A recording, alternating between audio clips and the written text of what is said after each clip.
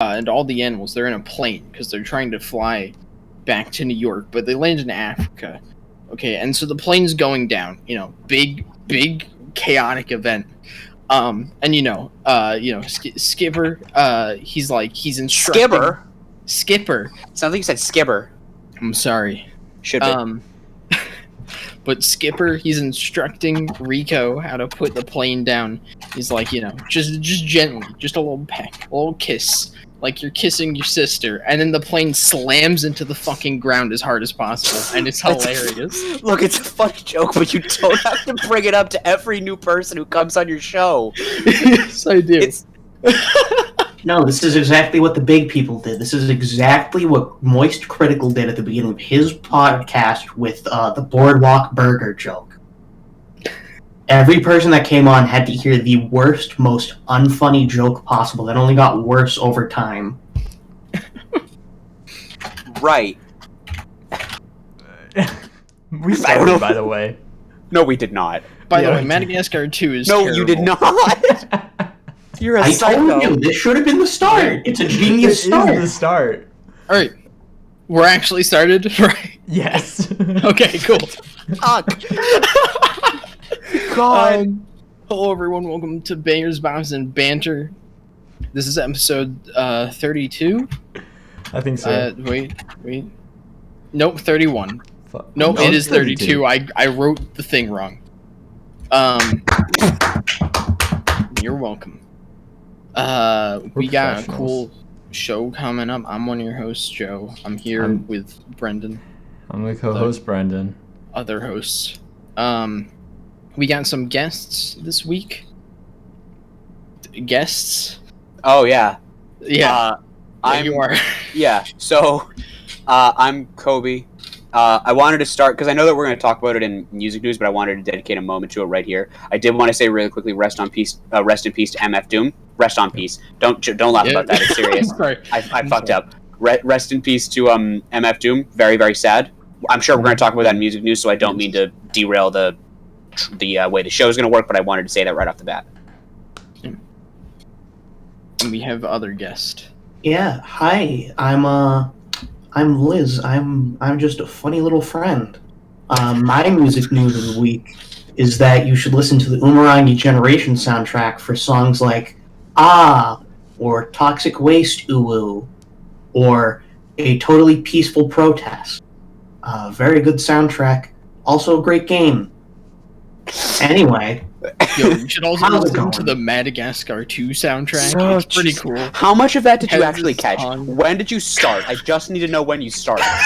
I think you had gotten maybe a tenth of the way into telling the joke, and then I started. It's such a ridiculously long joke. I can't remember what a tenth is. What is that?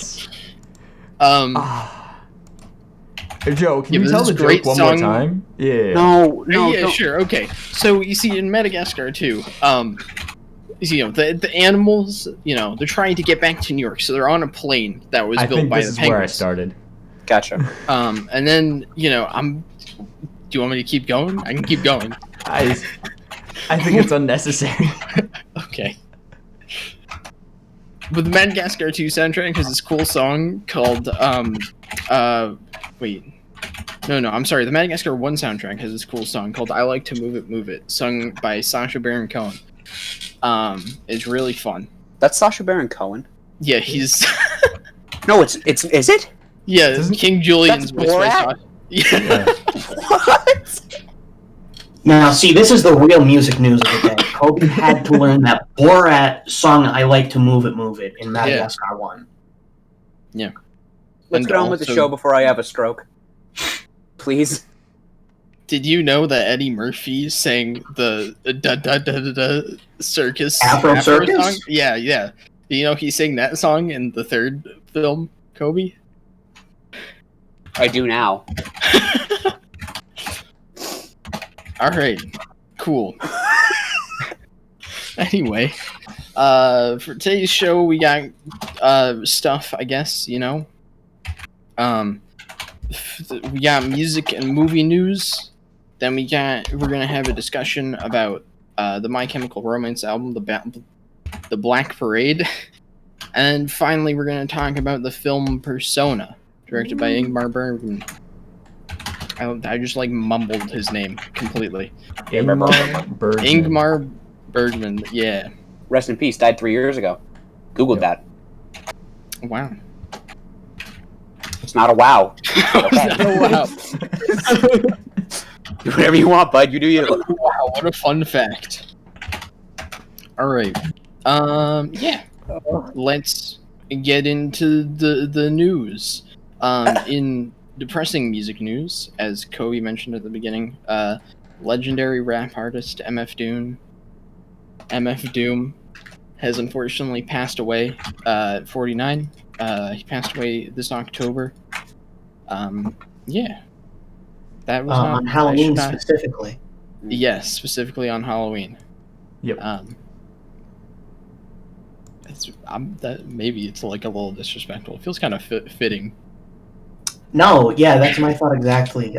For those who don't know, MF Doom had a great history as a consummate showman.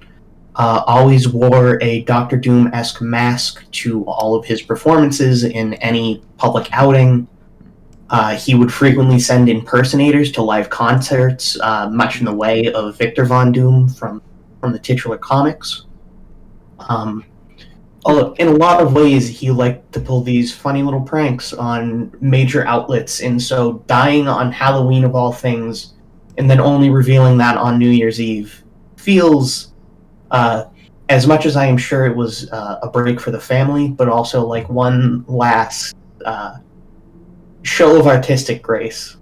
Yeah, he's he's like pretty much every album he's on, he's playing the villain, so yeah.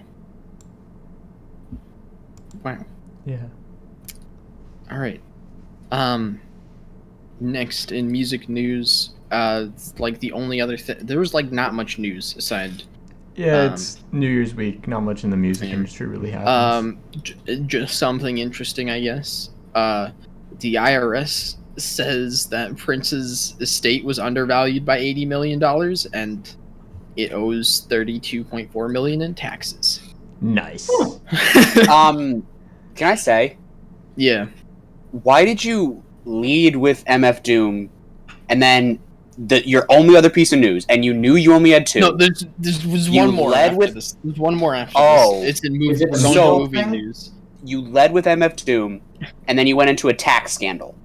Yeah, I don't know. We don't plan this show. Okay, sorry.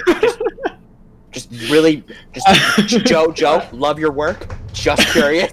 You gotta really build up to the taxes. Joe, I don't mean to tell you what to do. It's just. Oh no, I feel like two tragedies, you know. Yeah. No, the real build-up here that you might not even be aware of is that Meatloaf was recently involved with the Trump family. Did you see that tweet today? Did you see that? Okay, this is not. No, let me explain it. Let me explain it. No, let me break it. I fucking introduced it. Don't steal my bit. Sorry, I'm just so excited about Meatloaf. Bitch, sit back down. Anyway. Sorry. Ivanka Trump, on a plane ride with her loving father/husband, who's to say, was flying off to Georgia with Dad! ! Get out and vote, Georgia! 3 exclamation points, American flag, and then tagged Meatloaf's official Twitter account. Wait, what? She did. It's in the tags. Meatloaf is tagged. No one knows why. I'm going to drop the image in the chat so the boys here can see it. If you haven't, please, I encourage you to look this up. Please do. It is a miracle that this exists. It's oh my amazing. God. This is amazing. This is so surreal. What? It's weird. I mean, Meatloaf is kind of like, he's a Trump supporter, I guess. There was a falling out. There was a falling out of some sort. Said Greta Thunberg has been brainwashed into thinking climate change is real. This was reported on January 4th, today, 2020. I don't like the whole. I don't trust. I wouldn't want to be lectured in terms of, manipulation or anything related to like psychology or the brain by a guy who willingly named himself Meatloaf. I just wouldn't. It was cooler back in like the 70s. I'll give him that. Like, I don't know what to say to that even. Yeah, anyway. It's not even, what's fucked up, it's not even like his name is Meatloaf, it's Meat Loaf. There's a space. Yes. It's 2 words. That's why he didn't show up when I googled him. How is he the most... I was like, why is he not showing up? What, did you find the fucking food? No, I was looking him up on Twitter. So I was like, Oh. why is he not showing up? It's oh my god, it's crazy. He's like, in Rocky Horror Picture Show, he's literally the most absurd part, and he's a human. He's just a dude, and he's the craziest part of that movie. I don't know about that. We're not going to get into it again. Yeah, okay, moving on. What's the other piece of news? Yeah, one last piece, movie news. I don't know. You got it. Yeah. It's been a long day. Sorry. Take your time. This is the new Lethal Weapon movie. It's gonna come out.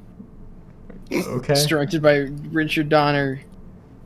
And Mel Gibson and Danny Glover are coming back for it. So, like, okay. Are they actually? Yeah. Alright. That's a legitimate They pog. got him back. That's crazy. I didn't think Danny Glover would want to work with Mel Gibson again. What with the fact that Mel Gibson does not like Danny Glover's race. Well, with the fact that Mel Gibson's, a piece of shit. Are we allowed to say that? Yeah, I think so. Yes. Okay. Yeah. There was a weird pause after I said Mel Gibson's a piece of shit, and I didn't know where people stood. Are you sure? We're all you're like, not trying oh to no, put we love Mel in a Gibson state here. to No. love- Dude. Don't even get me started on the Passion of the Christ, okay? Don't get me started. Or the Is that Patriot. that's your jam? I'm more of a Patriot fan, what can I say? I love the Patriot. Yeah. I really hope that's not true. That's a joke. That's a joke. Joe, Oh. I looked my camera dead on and went, Okay. I'm sorry, Joke. I'm looking at, like, other things while I'm talking, so... I'm sorry, I'm not fully paying attention to this conversation, Kobe. sorry, this podcast has been really disheveled so far. It's been a really disheveled podcast. Gotta We say, I both- love the professionalism. We both flubbed our attempt to pay a tribute to MF Doom. We both flubbed it. Yeah. You led with MF Doom and then went into Prince's tax scandal. Talked about He Meatloaf for a got while. Tax, I don't know, man. Taxes, they're important. Pay your taxes. kids. Let's make a statement.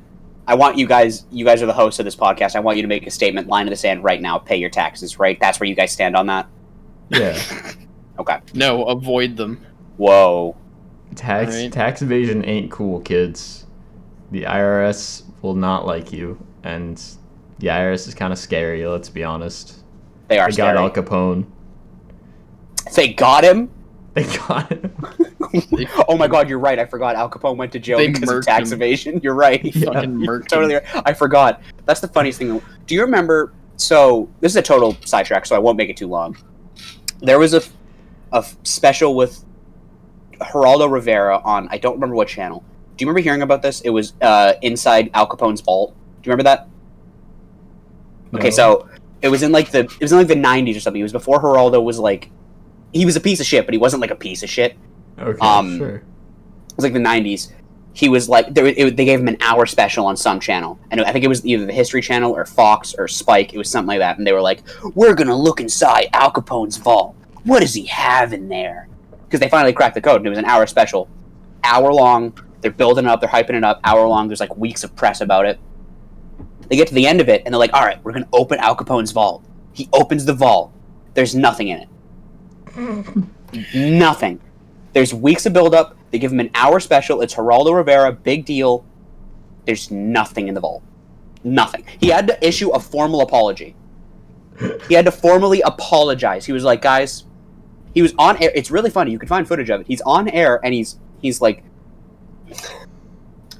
wish I could give you more. And it's like, Geraldo, why didn't you look in the vault first to make sure you had something? Why did you do that? Sorry, I just had to bring that up. There's I mean, gotta they got be something in the money. vault, man. I would have assumed. I mean, Geraldo was in the vault. They should have just put Geraldo in the vault. They should have just put Geraldo in the vault, then they opened and it's Geraldo. Why didn't they do that? Can you imagine if they're like, "What's in Al Capone's vault?" and they open it and it's Geraldo Rivera, like Geraldo Rivera. Like, can you imagine? And then he comes out and he starts talking shit about rap. Wonderful. Oh. Wow. All right. Alright. Yeah. Are we, I think this will, lead us into the album. Whoa. Oh, perfect transition as we hit right into the end. Yeah, Geraldo Rivera, album. Geraldo Rivera's favorite album. I don't think that's right. It's a Count Basie album. But the second is Black Parade. That's not true. That's a lie. I don't know. You don't know if that's a lie. I don't. You know? You know what? just It's probably the say Madagascar soundtrack. accountability. No, listen. It's probably the Madagascar soundtrack, now that I mention it. That's it. Yeah. Yep.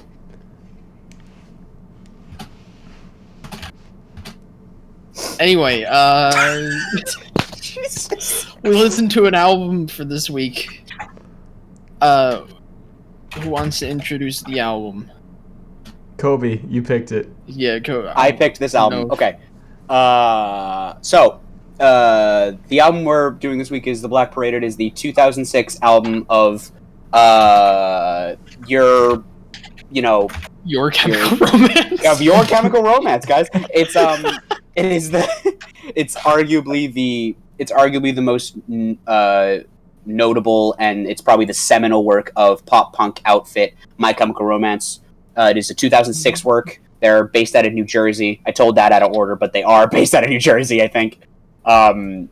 It's their, I don't know if they said this, but it's basically their attempt at a rock opera in a lot of ways, which we'll get into. But it's the seminal work of pop punk outfit, My Chemical Romance, 2006. They spent, I think, 4 months making it. I picked it because I have recently rediscovered it and discovered my love because I'm able to look at it objectively because I don't, cringe when I think of me in middle school anymore. I just kind of get sad. So I reintroduced it, and also the idea of Brendan sitting down and listening to My Chemical Romance made me laugh a lot, so I figured I would make him do it because it made me very, very happy to imagine. Okay. Because I saw him start listening to it, and I was like, I just started smiling. I was like, yeah.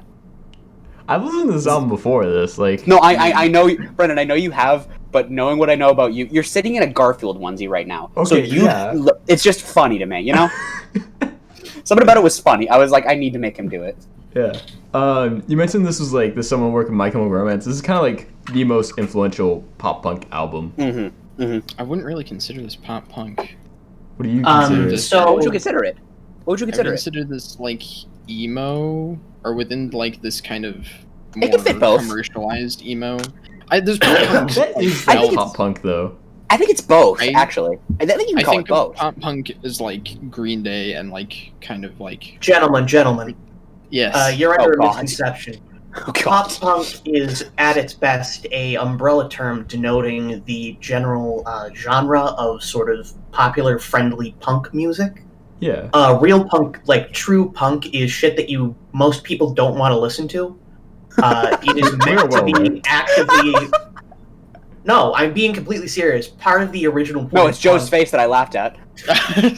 No, Joe just went... to be such a dickhead thing to listen to that you just wouldn't want to unless you were really pissed off at everything.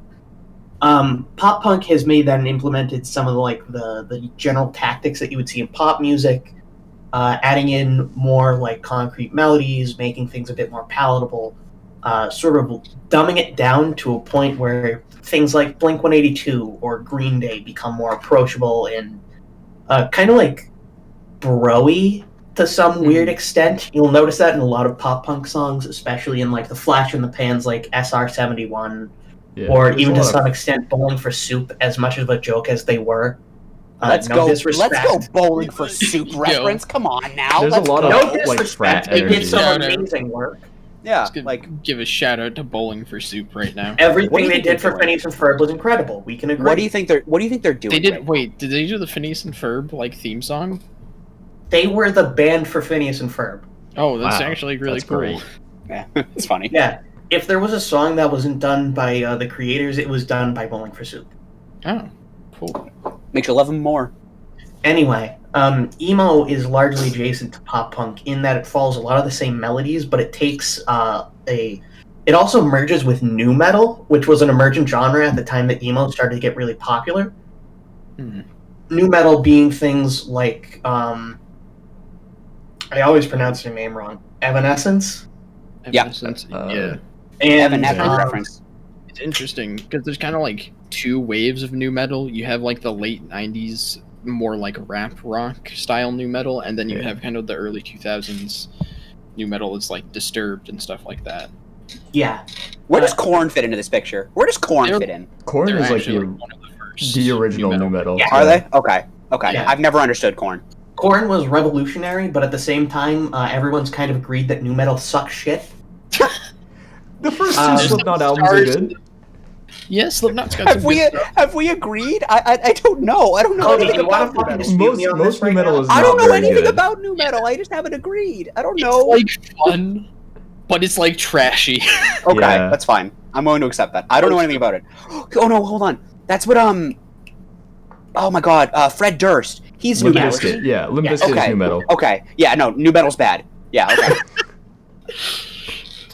Merging into that, though, you have a lot of the aggression that comes from the punk scene, and then you have a lot of the weird, like, self-harm and, like, really angsty-based lyrics that come out in the early 2000s wave of nu metal, and you sort of mesh them together, and they find this audience with this this emerging, disaffected but very internet-focused youth, which creates this odd sense of, like, performative ostracization. You have people looking to be, special and gain internet clout online, but at the same time, one of the best ways to do that is to perform, like, to either over-exaggerate your unique qualities or to sort of play into these depths of feeling, which is where you get a lot of bands like Blood on the Dance Floor, or fuck, is 3 Days Grace one of them? Am I thinking of You're just Crazy name dropping. You're just Those are very- name dropping. 3 Days Grace is very different. I'm thinking of fuck. I can't Blood on the remember Dance the- Floor. I already What? said Blood on the Dance Floor. Inside. Oh man, Maybe. Whatever. What did you say? They're What did you say? Broken Side? They're crunkcore. Yeah. Ooh. Ooh. They're not important at this point. We don't remember them. Thankfully. One of us does. But Joe. Okay. first, It's Joe. not to get too deep in the pain of the My Chemical Romance history, but their first album did pretty good, all things considered. That was 3 Cheers for Sweet Revenge, yeah? No. No, what was before that? I What's brought one you before my that? bullets and you brought me your love. Oh! Right, yeah, you're right. My bad. You're right. It's not as well known or beloved. It sort of pales in comparison to their later work. I feel like they've only gotten better with as time progressed, but to each their own. Really, what their turning point was, 3 Cheers for Sweet Revenge.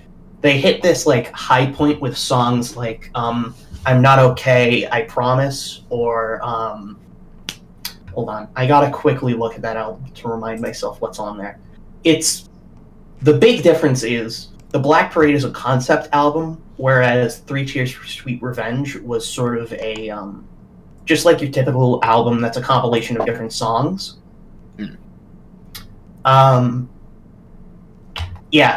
Tracks on 3 Cheers for Sweet Revenge are like Helena, Let's I'm go. Not Okay, I Promise, Let's go. Hang 'em High, 3 for 3. Bury Me in Black. I haven't heard that one. You had me, though. It's not a fashion statement, it's a fucking death wish. 4 out of 5. 3 Cheers for Sweet Revenge really hit Can I add one? more. Yes. Okay, sorry. That one's good, too. Sorry. Thanks, Coley. Sorry. You said you were going to add something, and you said that's good. Thanks. No, because I said 4 for 5, and then I looked at Brendan, and he looked at me funny, and I was like, did I add an extra song that I didn't know about? No. I was just Okay. looking at all of us funny, really. We're funny-looking guys. And girl. But, She doesn't have her camera on. Yeah, don't worry about it. Sick. Anyway, this takes us roughly to The Black Parade. The Black Parade is the third album by American pop punk band My Chemical Romance. As Kobe has explained, it's a concept album following the fictional character The Patient through the end of his life and his death. It was well received at the time. It actually debuted at number 2 on the US Billboard 200. Really came out the gate fucking swinging. Little fun fact, the Swedish progressive metal act Seventh Wonder have a song titled The Black Parade, which also deals with the afterlife. That song was released in 2008, 2 years after the album.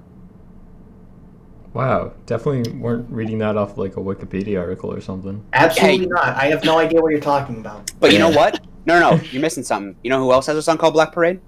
Who? Beyonce. Oh, that's true. Yeah. I'm 1000% serious. She does. Fucked. Yeah, anyway. Should I just keep driving this, or does someone want to take the wheel? If you have stuff you want to say, keep saying it. Well, alright. I'll give this the treatment. I'll give it the fucking work. Go for it. We start very fittingly for an album themed around death with The End, a short, basic introduction track. It's only a minute 53. And it's a very potent start. How did y'all feel about this track?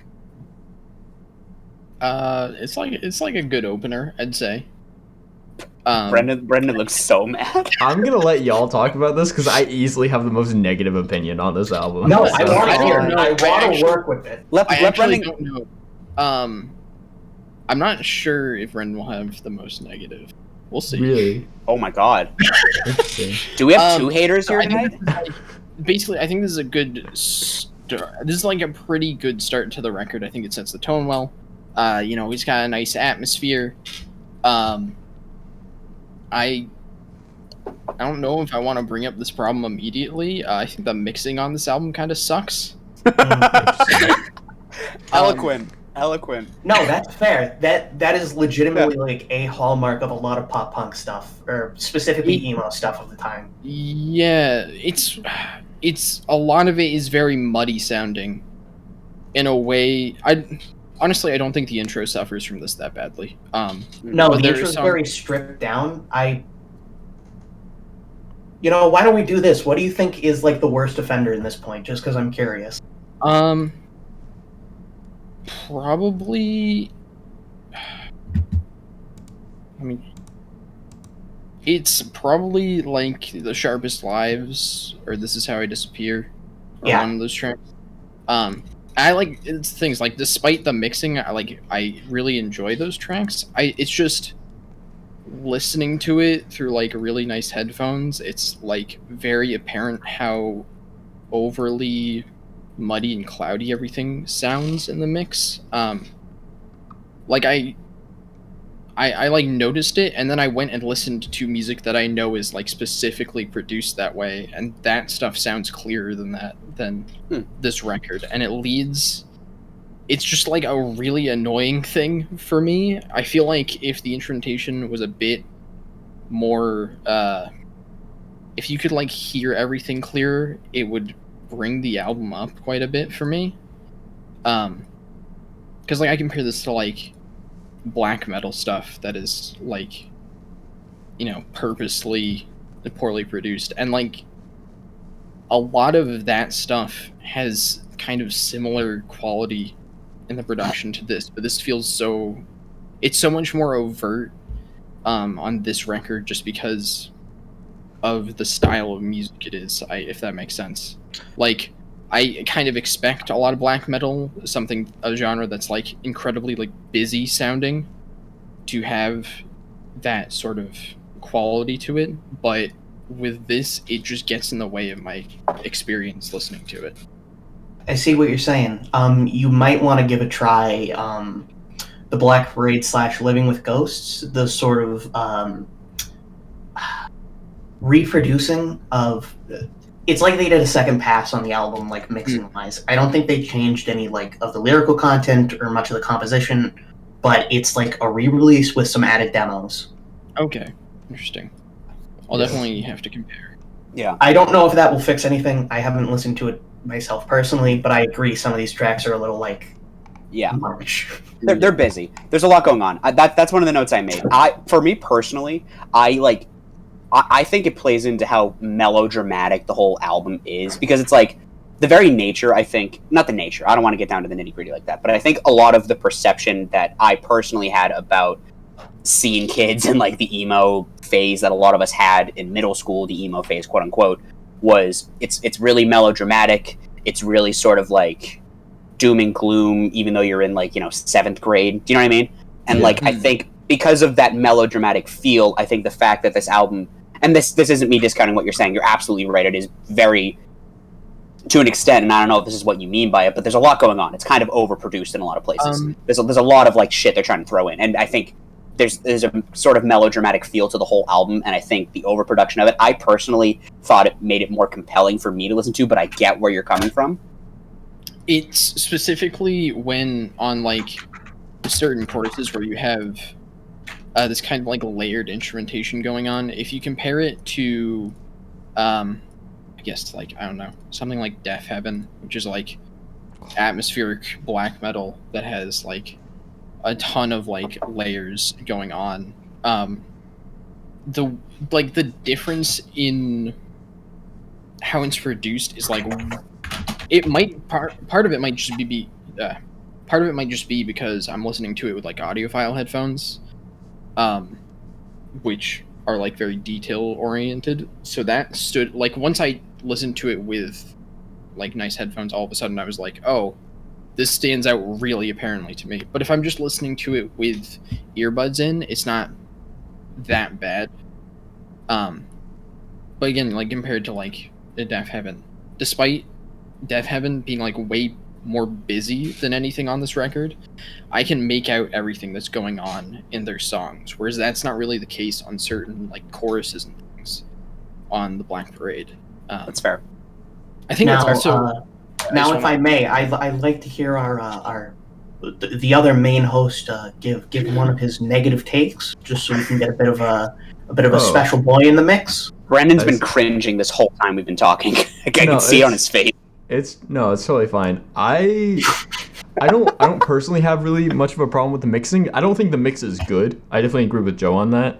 I feel like, however, I'm kind of with Kobe, where I think it at the end of the day that kind of adds to the appeal of the album, where it's like, where our mix isn't as clean as some people would like. We're cool. We're not like the other kids or something like that. Where like that's kind of the feel that this album is going for at the end of the day.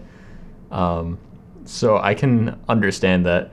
Like, I don't really enjoy listening to the music on this record in the first place. So the fact that the mix is bad doesn't. That's such a funny sentence. That's such a funny sentence for you to say at the end of your point. At the end of your point, I don't like the music. It's just funny to me. I'm sorry. I'm sorry. I'm not a fan of a lot of this stuff. I actually, it's kind of interesting. I hadn't listened to this album in a while. When I first listened to it, I didn't mind it. I was even slightly positive on it, I think. That's definitely kind of changed now. There's so much here. It's just it's so over the top at some points and annoying a lot of the time.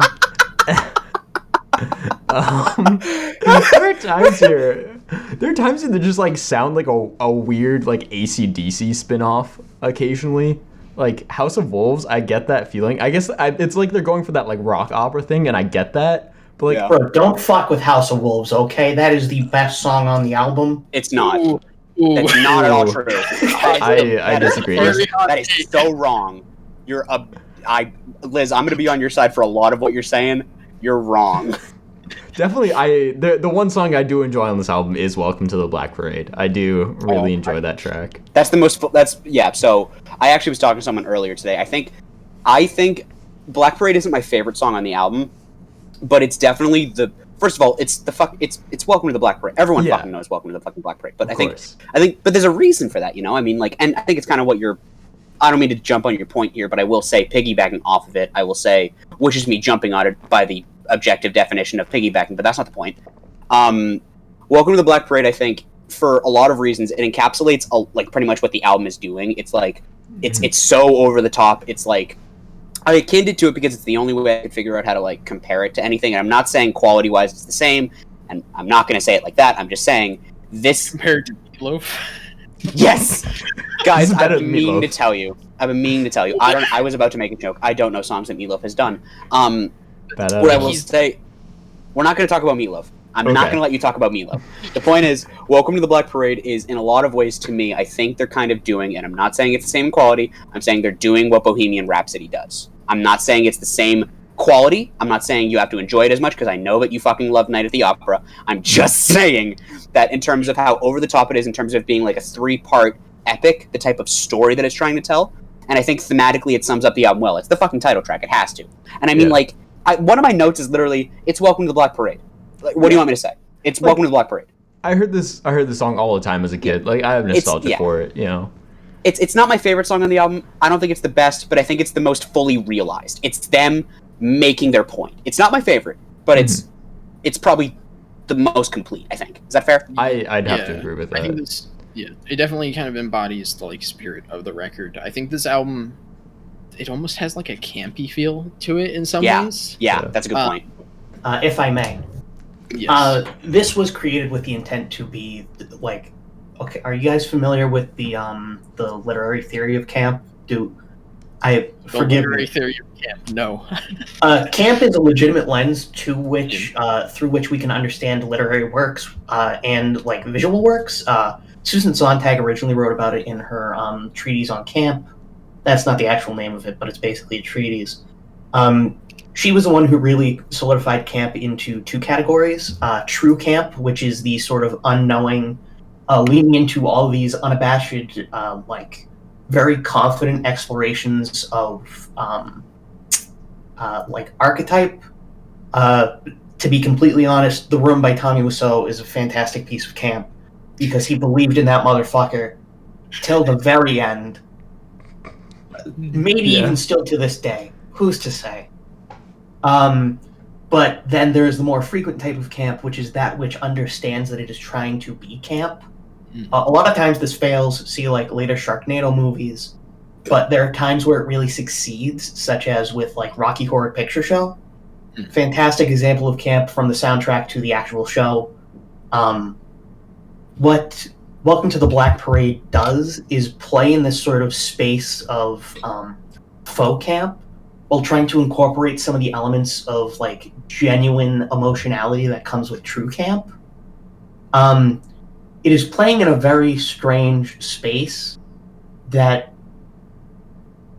makes sense to be annoying. It is maybe the epitome of what the emo kid from your middle school was like at the time. Yeah. I think that's a very accurate way to put it. That's pretty succinct, yeah.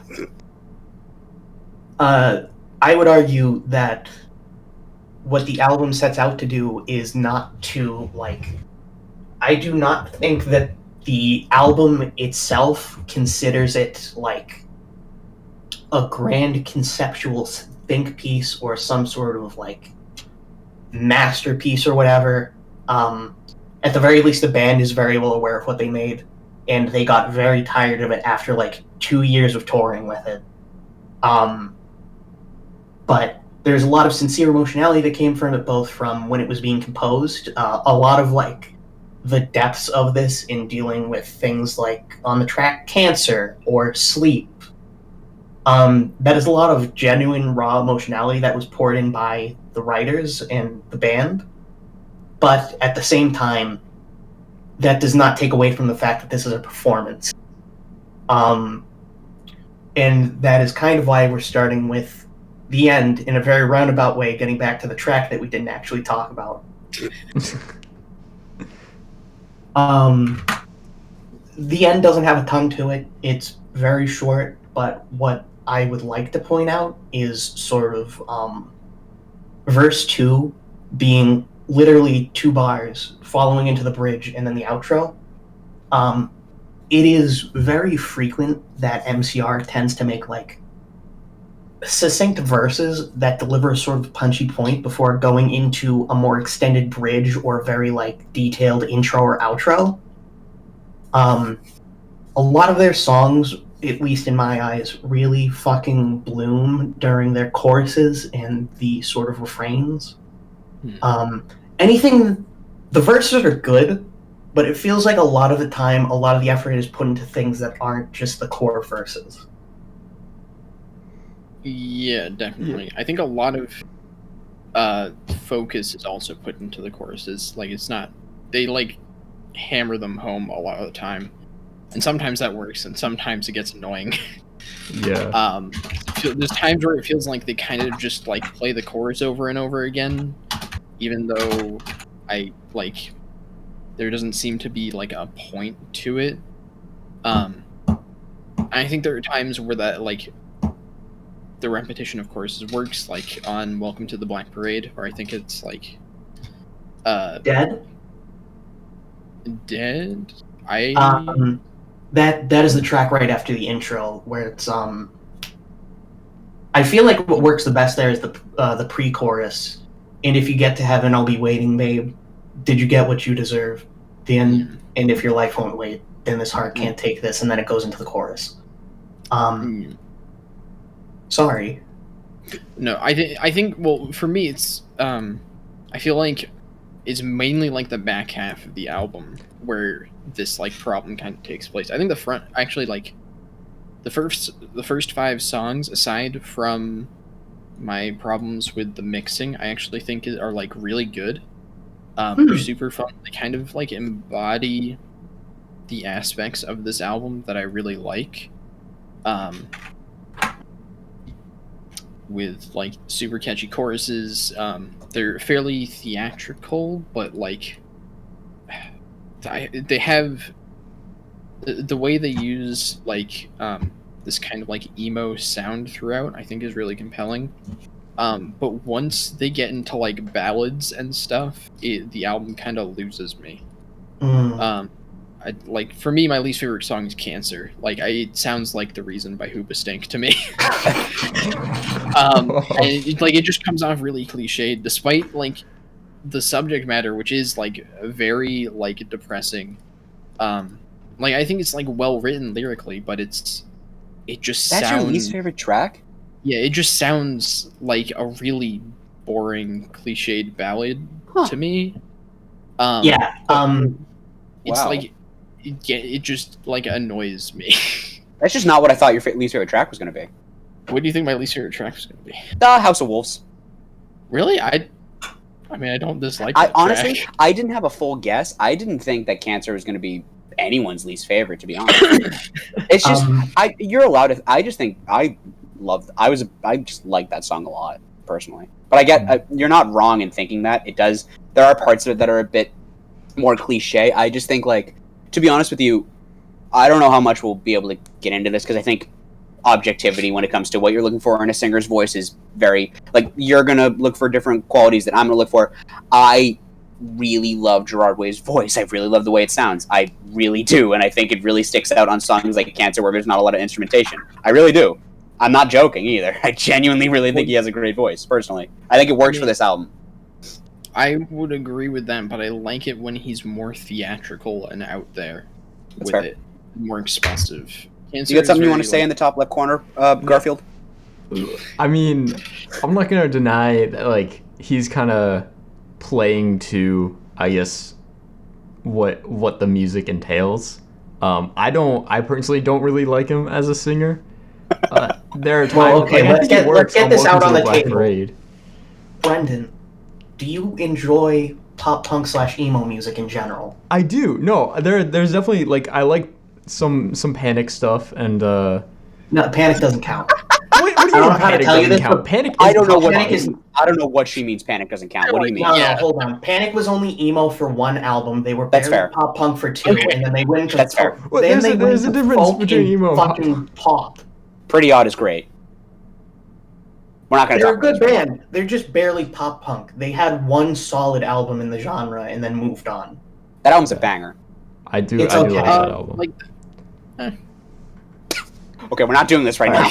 Anyway, Okay. I would Green Day's good like, stuff. I like their good stuff. But no, I'm not like the biggest pop punk fan. I think You don't there's say. there's a lot of really bad pop punk out there, so that kind of makes it. But like I don't know, like Paramore's good too, all that kind of stuff.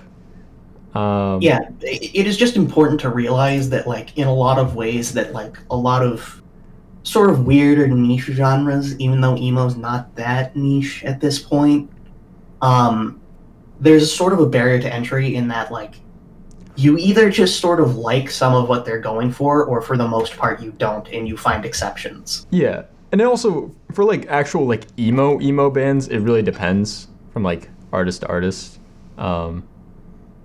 This is because there's like emo. I want to put like emo in quotes. It's like Evanescence, and it's like I'm Let's not go. a fan of that. But I don't think Evanescence likes Evanescence. damn, God damn. I listened to one song. I'm not gonna shit on Evanescence. It was just a fun joke. dude, Bring Me to Life, banger. Dude, Anyways, it is kind of a banger. It is kind of a banger. Oh man. We don't have It's time so to wet. we don't have time to unpack that right now. What a loaded statement that is. Arguably, what a loaded statement. Gravitating back to the album at hand. Yeah. Anyways, for me, I'm just wanted to say I agree with like what Joe's saying here. I think towards the back half of the album, they get into a lot of like 4-minute long plus tracks that are just they're just too long. They overstay their welcome. And there's also Teenagers, which is my personal least favorite track because that's just a fucking Wow, train wreck of a really? track. Teenagers? Are you kidding? Why? No, what? Wait, Teenagers no, I'm sounds serious. like the most garbage. No, no. snap track on the album. I'm just curious why. I'm not trying to be like. The fucking they bring in like so many different instruments here for no reason. Like they're trying to be like almost folk punk, and I don't know why. It doesn't work with Folk punk? the lead I singer. know what. vocal. Don't explain what folk punk. I know what folk punk is. There was an audible breath that two of you took. That's Sorry. not what I was asking. I'm sorry. just curious what you mean by folk punk elements in this There are song. 2 wolves. I got it. I got it. We're not doing that. I got it. One of them can't sing, the other can't play guitar. You play folk punk. I know folk punk. I love James Brown. I know folk punk. Let the man make his point. Yeah, I know. That was a joke, by the way. I know James Brown is in folk punk before anyone decides to make a thing about that. Yeah, all 3 viewers are Just- gonna get on your ass, Kobe. Shut up. Just listen to the instrumentation on Teenagers. They have like a cowbell and like the thing. I don't know what it's called. Like a shaker. Okay. There's so many random instruments and they don't none of them really complement each other. And like if you're doing folk punk, then yes, like it's just bad. Folk punk is bad. A lot of it is. We'll get that down. Some folk Like, punk is. folk punk isn't meant to sound Hey. musically mesh. What's I your guess. no? Real quick, Liz. Before we get back, real quick, take 5 seconds. Christ. No, real quick, 5 seconds. What's your favorite folk punk band? Go. Violent Femmes. Okay, good choice. Anyways, Yeah. I love Violent Femmes.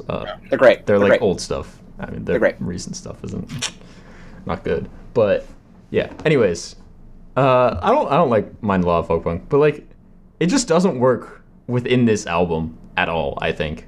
And it doesn't work within the whole the giant rock opera thing that they're going for. So yeah. I'm not a Yeah. fan. I like Teenagers, but I do get that it's a bit out of place. I like it, but it does feel like a bit. Well, where did this come from? Yeah. You know what I mean? That's not fair though, because my favorite track on this album is "Mama," and that's a fucking Oompa song. So that's not really fair. So I don't really know what the fuck to make of that. I will say, in defense of Teenagers, while it doesn't fit very well into the narrative presented in like the sort of flow of the concept, I will defend it as a song. It feels like maybe it would have been more fit for Three Cheers for Sweet Revenge as just like the content of the track, but the sound of it fits really well with this sort of Album. I can't. No, Album. there's a specific sound that they're emulating that I just can't find the fucking word for. It's fine. I personally enjoy the song. I think it's a very fun bit of insane camp that is. Yeah. It's edgy in like an amusing way. I will remind let the record show that he does say, but if you're troubled and hurt, what you got under your shirt will make them pay for the things that they did. Yeah. It's, that song's Teenagers is funny, and I won't belabor the point here. I like that song, but I think we're kind of establishing that I'm one of the more positive people in this little get together about this album. I will say that if we're establishing rankings, Kobe is like this is his favorite MCR. Yeah. I like the album fine. I want to say real quick about Teenagers. And you can fact check me on this if you want, Liz. I would actually appreciate it if you did, but I'm going to real quickly say it's at least very heavily based in school shooting, which is, it came out in 2006. I don't know fully the time period it came out of, but I know that, like, Columbine was the early to mid 90s, so it was in the ether still at this point. It still is now, even. It's largely based in that, and he wrote the song largely because he knows that kind of part of growing up to him in a way, becoming an adult, is becoming kind of scared of teenagers. And he said he was on the train and he saw a group of teenagers and felt scared, so he went home and wrote the song Teenagers, which is very, very funny for me to imagine. Yeah, the song was written by Gerard when he was on a subway and had a panic attack because there were so many teenagers riding on it as well. Yeah. When guitarist Frank Lero heard the song for the first time, he thought... I think it's Iero. Iero? That might be it. I don't think it's an L. Yeah, it's probably an I. It's fine, he's just a fucking guitarist. Who cares? Yeah. In a similar way, though, I feel like Blood plays a lot better in this similar vein. I don't know if you guys got to Blood. It's the hidden track on the album. Mm-hmm. I feel like... yeah, it also leans heavily into a lot of what I feel like are the best qualities of MCR in terms of, like, presentation and, like, intent. Maybe it's just because I hate capitalism, but a song explicitly about how capitalists are vampires and will suck you until you're completely fucking dead, I don't know, I like it. It's a good song. It is very unfortunate that they put it after such a long pause on the Spotify version of the album, though. There is a version that cuts that part out. There is. Yes. It's on it's on the album you actually told Joe to listen to. It's on that one. Yes. It is just unfortunate that the one on Spotify makes you listen to like 1 minute and 30 seconds of silence. Yeah. Oh yeah, because that's how it was on the CD, I believe. Yeah. It is, and a lot of people I think missed it because of that. Like I didn't know it existed until I saw someone make a post about it. I think on like some fucking social You want to know a funny little fact? What's a funny little fact, Liz? I first heard that on a Kids Bop album. Let's fucking go. Honestly, let's Kids go. Bop. What was it called? Buds. Blood. It was called Blood. Yeah. No, what? Kids Bop is allowed to say blood? No. But like, what was the content of the song?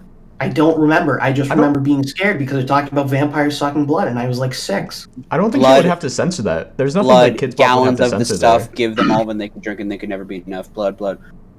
Grab a glass because there's going to be a flood. There's no swears. Don't say fuck in there once. They don't. That's the best part, by the way. Yeah, they do. Listen, I'm just saying, I don't think Kids Bop, as an organization, will rally behind a song that is anti-capitalism because that's their whole point. You don't know some of the stuff that Kids Bop has rallied behind, okay? Do I not? I guess I don't. You also don't understand how stupid the people making Kids Bop are. Well, they're children, right? They literally covered, like, Cardi B songs. Like... That's funny. That's funny. They'll do anything. That's very funny. Anyway, what really works about Blood for me is both the sharp lyricism, which is mostly consistent across the album. There are a couple points where it sort of dips into being maybe a little lame, or maybe not like, or maybe even like jumping the shark to some degree, where it's so ridiculous that it doesn't even feel like it fits at times. But the lyricism is usually very good. I feel like we can mostly agree on that. Yeah. Yeah. It is what it's going for. I'll say that. It's It a very accomplishes what it's going for. It's a very one of the points that I made at the end here is that it's a very melodramatic album. Like, if you're not into really over the top melodramatic albums that are also very, very into the idea of telling you how sad they are, if you're not into that, you're not gonna like this record. You know what I mean? Like, you're not gonna be like, dude, you want to just casually listen to the Black Parade? No one's gonna do that. If you don't like the Black Parade, you're not gonna listen to the fucking Black Parade. I like it. I think it's, in terms of the genre especially, it's definitely a classic for me. In terms of the genre, I don't know about all time, but it's a classic in the genre. I think it's very melodramatic, and it's very big, and it's bombastic, and it knows it is. And Liz brings up a very good point. It knows it is. It revels in it. It's basically a Gerard Way's fucking victory lap with two fingers in the air. That's what it is. He knows he's being melodramatic, but that's kind of what the emo fucking scene, pop punk movement in middle school was for a lot of people, you know? Joe, do you have any thoughts you'd like to get in so we can let you have some airtime on your own fucking podcast? Whoa. I don't know. I've fully abandoned trying to go through this thing track by track. Yeah, so we're probably gonna wrap up and do some scores soon, anyways. So it's a 14-track album, to be fair. I agree with Brendan on Teenagers. I think it has like really interesting lyrical content. Like, I've never heard a song about being scared of teenagers before. It's like, it gets annoying to me after like the minute mark. The novelty wears off for me and kind of becomes like bleh. What might change your mind is if you get a couple of friends together, stay up like fairly late, maybe get a little buzzed, and then decide to do karaoke and start just screaming that song together. It gets fantastic.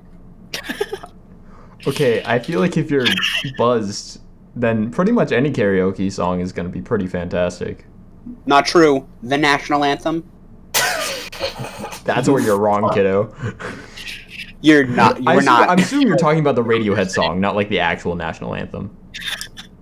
You could do either. Brendan, what a dumbass question. Of course I'm talking about the Radiohead fucking song. Are you kidding me? I'm just saying, the USSR had like a really good national anthem, okay? That shit bangs.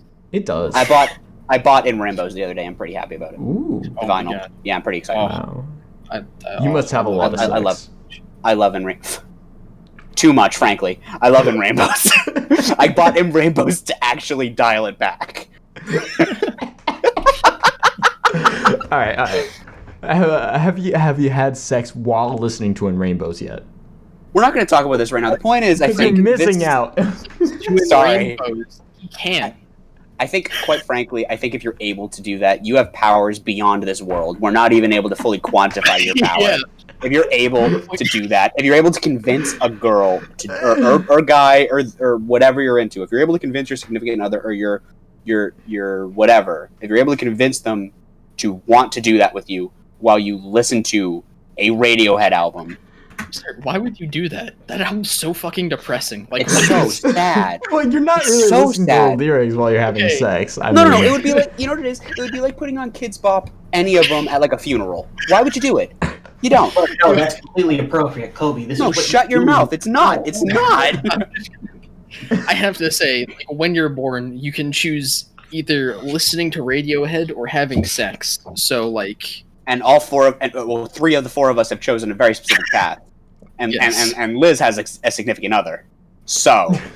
I will have you know, I have listened to maybe one Radiohead song in my life. Creep. Is it Creep? Creep. Song ever made? I like that song. No, it's I Creep. genuinely like also, that song. I genuinely do. Isn't Losing My Religion also by them, or is it? That's REM.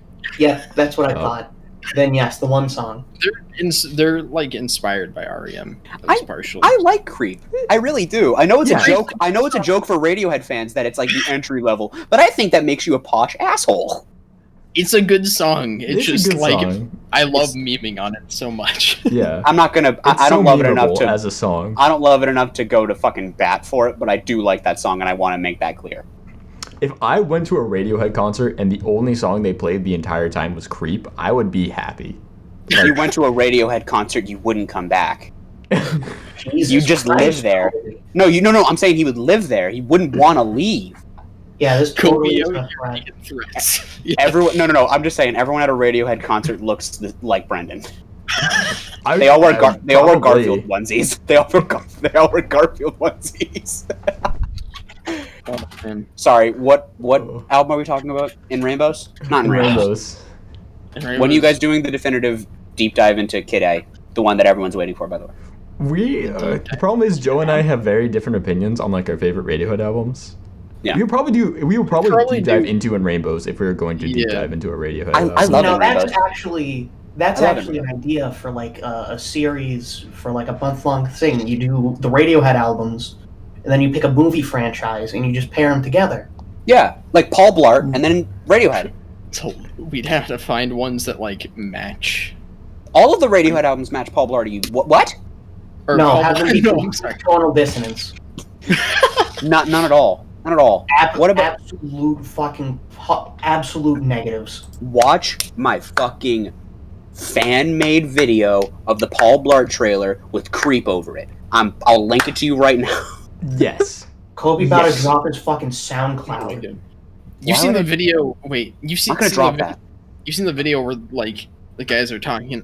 There's some guys talking about how Paul Blart Mall Cop, I think it's the second one, like perfectly matches Dark Side of the Moon. Yes, that's in McElroy's in their annual Thanksgiving podcast, Till Death Do Us Blart, where they watch Paul Blart 2 every Thanksgiving until the end of time. I missed this past year's episode. I actually have to go watch it after this. Sorry, we're talking about the Black Parade and we got off topic again. We got very off We topic. should wrap up, give some scores. I volunteer to go first. How about that? Alright. We can go from like most negative to most positive. Hello everybody. It's Oh, me. God. Your co-host Brendan here, talking Brendan, the serial about guy. My Chemical Romance, The Black Parade. This album, I probably would have enjoyed it more if I was in middle school, but even then I really wasn't that emo in middle school, so I don't know if I would have. I like Welcome to the Black Parade. It's a fun song. I'm not gonna deny that. Like, this album, it wants the listener to have fun with it. The problem is I wasn't having any fun. So That's so sad. Thanks, IGN. it's That's just so sad. it's subjective. I mean, That's fair. That's fair. I'm not into it. I'm not into the sound. I'm not really. The style is over the top, and I'm not really into that. It's not my thing. I'm at like a. It's not. It's definitely like a competent album. Like everything's pretty. Like the band knew what they're doing and all that kind of stuff. There is some small things like the mixing is bad, and sometimes the instrumentation is just kind of weird and out of place. But I can't be like too mad at this album. Overall, I'm at it's only like a 4 out of 10. You know. Wow. Be Damn. careful. Kobe's gonna show up in your home tonight. No. It's not for everyone. I fully recognize it is not for everyone. I'm just looking at I looked at my score, heard what he said, and gulped. That's all.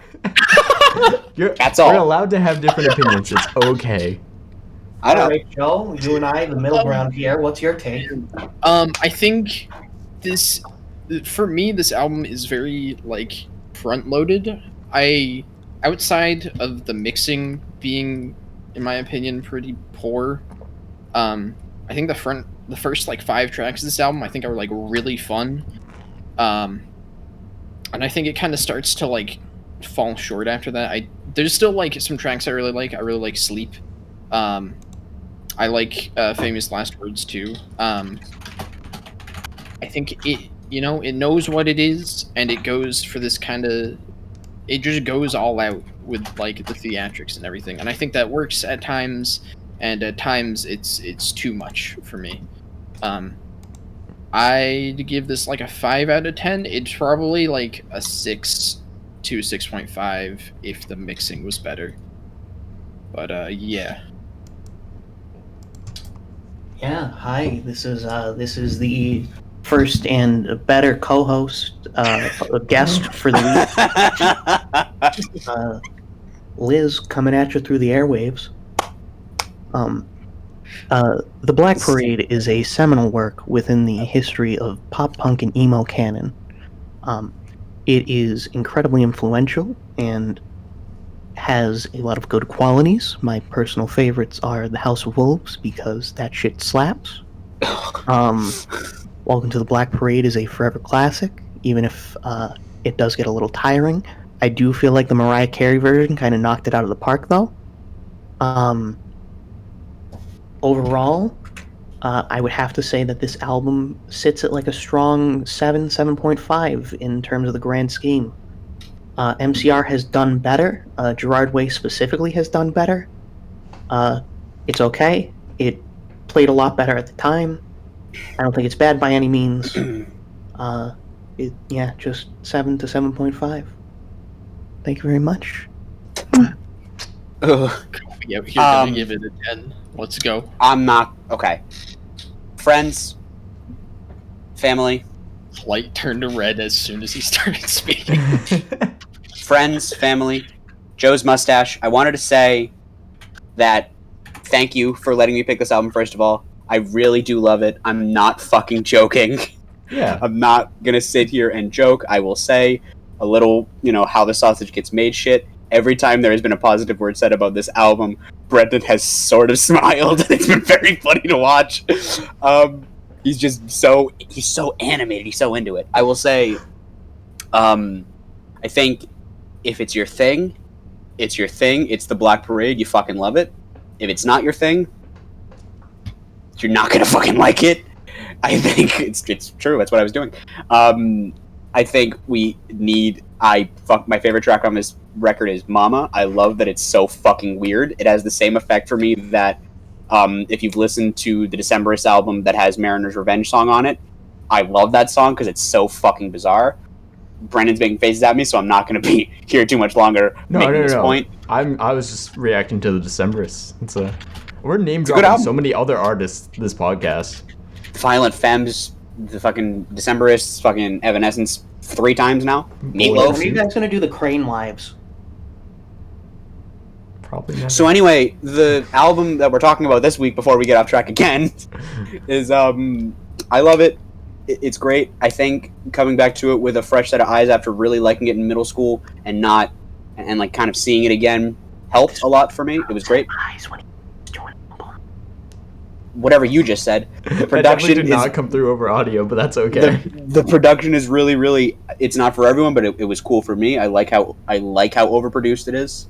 I'm sorry. I was making fun of the fact he said instead of ear, like listening instead of he said like seeing the album as if it was a thing you could look at. Did you get the point that she was making? Because I didn't. Yes. I didn't hear what she was saying. I don't know what I said. I genuinely don't.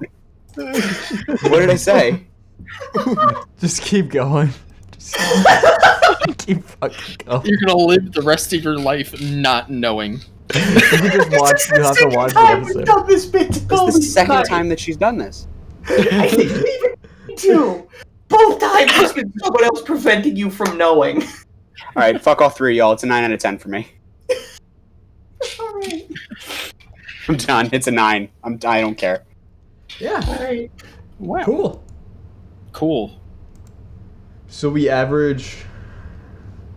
Yeah. Slight here. Oh, we average. Yeah. Nice. Hold on. Give me I got it. We average probably like a 6.5 to a 7. And a lot of that is because I'm the outlier. 25 divided by 4. We average a 6.375. Yeah, and that's probably because of me. If it wasn't for me, it would have been lower. Yeah. That's fine. So you heard it here first, folks. Music is a 6 out of 10. Music, 6 out of 10. Meatloaf with friends, 10 out of 10. Meatloaf and Friends. I don't. All right. Getting made fun of on the Bat Out of internet for Hell. something you don't know what you did. 10 out of 10. Is it because I said it's not for like? Did I say something about it like not being seen through people's eyes? I don't know what I said. I heard her say see, hear, ears, eyes, and then a lot of lip smacking, and that's all I heard.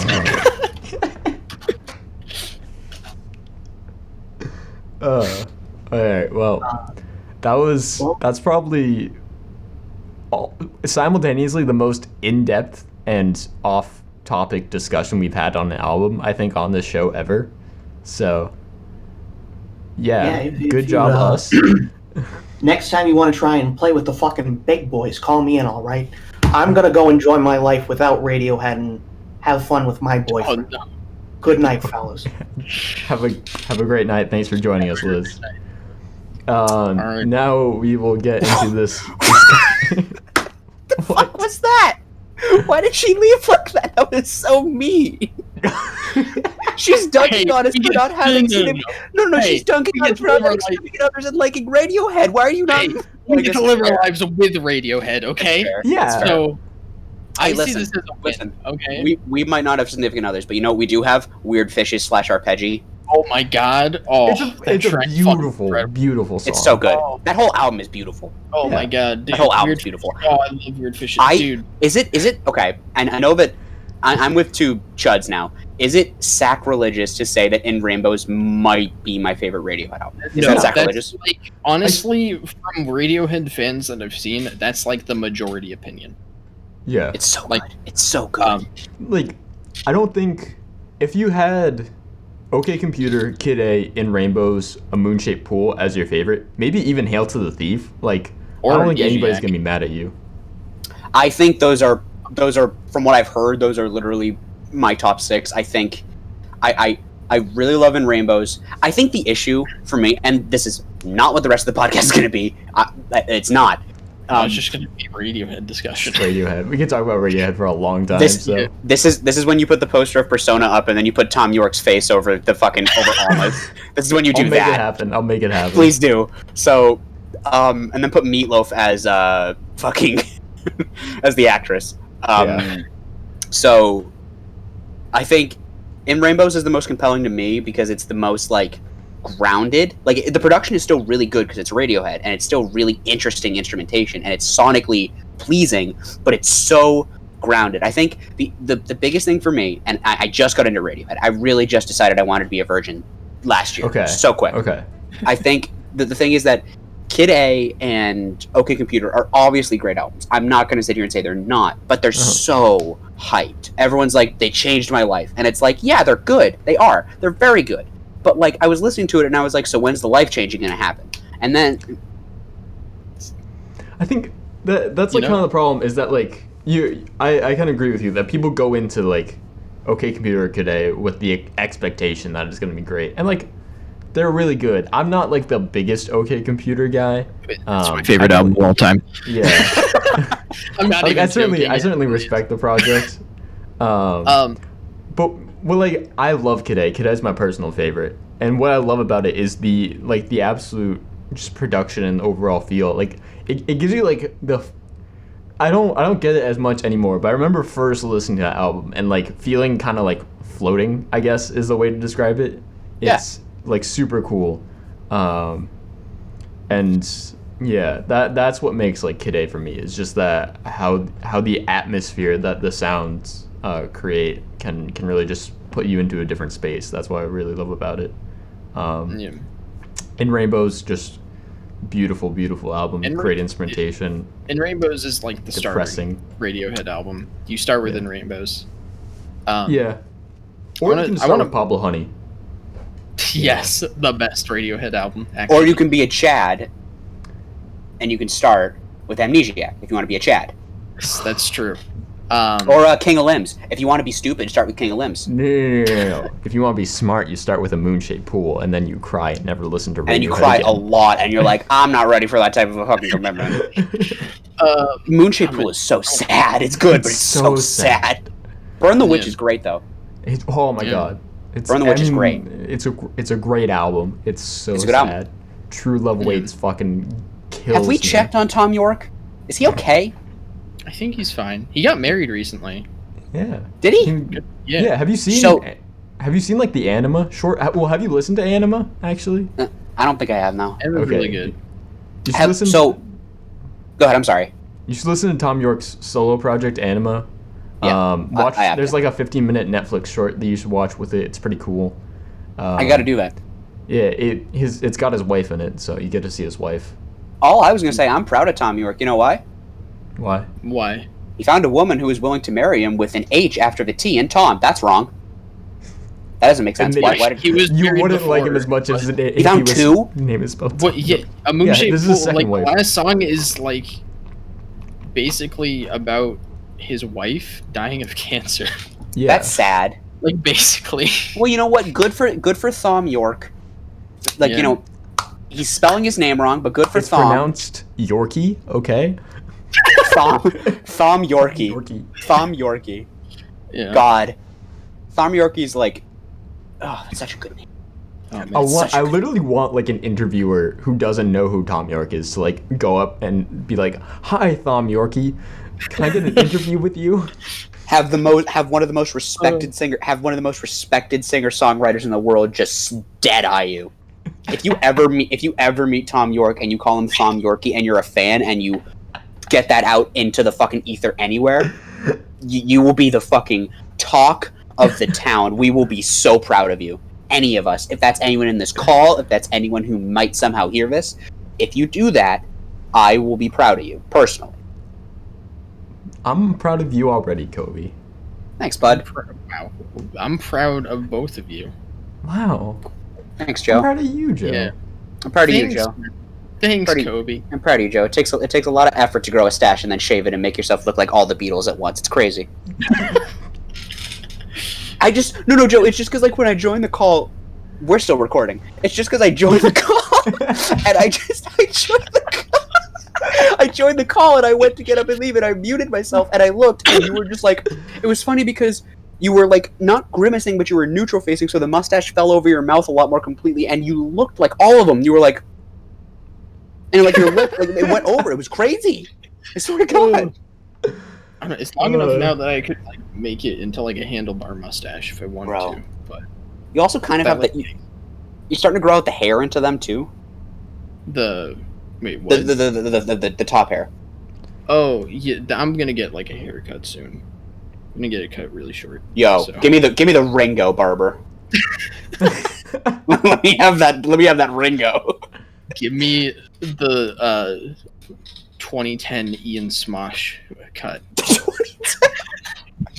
give me the Arctic Monkeys 2009 or whatever. Whenever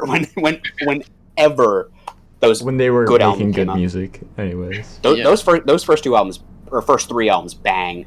Those are good albums. I'm not the biggest fan of the third album. I think it What- picks back up. The with third fourth. one's Fluorescent Adolescent, right? No, that's their second album. No. Their third's ham or humbug. Yeah, Is it? Humbug, I thought. Oh fuck, Yep. I was wrong. And then My bad. Suck Sorry, and See. my bad. I like them. That's not what we're talking about right now, though. Yeah, I just actually want to take like a 5-minute break. I don't know.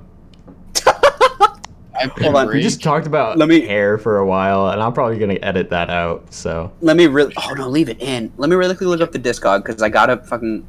I'm taking a There's a 5-minute thing break. I wanted to say about Radiohead before we got off topic. I wanted to mention OK Computer for me is like, it was not like an immediate like, oh, I love this record. Like I really loved it at first, but like I gave it like an 8 out of 10 or something, and then it kind of just grew over like weeks, where eventually I was like, oh holy shit, this is like actually my favorite record. That's OK Computer you're talking about. Yeah, it Yeah. was not immediate. It's just like the more and more I listened to it, the like, oh, I like. It's really interesting because I heard you guys talking about the Bend, and you're not negative on it, but you're I- not. It's mid with- it's mid tier, and I get that, but I really like the Bends. I don't know That's why. totally I do. fair. it's really good. It's got some really great tracks. I need to fucking pee. God, Bulletproof. I wish I was. It's like, oh, Hold on, wait. Let me fucking look up the. I don't remember the. The biggest thing is that like I listen to these albums and I know I like a bunch of songs because I add a bunch of them to my playlist and shit. But then I like I sit there and I'm like, I don't remember any of the Fake Plastic Trees is so good. Oh yeah, Fake Plastic Trees, and My Iron High and Lung. Dry. Oh yeah, Iron Lung's really good. Planet Telex is good. It's pretty weak for an opener, I think. Um, In my memory of it. it's I think it's pretty good. Okay, I can see that. My only thing is that like the Bends come second, which is fine, but like I don't remember it really. But then High and Dry and Fake Plastic Trees come after that, and those are great. And then Nice Dream comes sixth, and I really like Nice Dream. So it's like I meant to tell him before he fucking got up. I was just looking up the albums for the Arctic Monkeys, and like I agree with him. Humbug is of the three, of the first three, it's the weakest, I think. And then I think like it depends on what you're into, but I think their albums go Favorite Worst Nightmare, Whatever People Say, AM, Tranquility Base, Humbug, Suck It and See. I don't know how into Arctic Monkeys you are, but I will say that that's for me. I'm not. I don't know. I'm not a giant Arctic Monkeys fan. Like I like Whatever People Say I Am, and also I enjoy Tranquility Base Hotel and Casino. I know Brendan doesn't like it, but I'm actually pretty positive on it. It's a real culture shock for them. Like it doesn't feel, and I guess that's not fair because these sorts of bands that start out as like I don't even know what I would define them as, like sort of indie alternative. Kind of like consider them like punk revival almost. Yeah. At least first. They're like an indie band, I think, or indie rock. I wouldn't really consider. I don't know. They're too aggressive for indie rock. I find. I guess they're indie. listed indie on Wikipedia. It says post-punk revival is listed, and that's what I consider their first record, at least. They're like post-punk revivals. I think that's a fair qualification. I think they're labeled as indie rock and garage rock too, and I would consider their early stuff especially to be very garage rock. I think like they have a song off of I don't remember if it's Humbug or Whatever People Say. I think it actually is Humbug, called Cornerstone, which is great. I love that song. Very very garage rock indie type stuff. I never really considered qualifying indie rock by saying passive or aggressive. I didn't think that it had to fall into that because like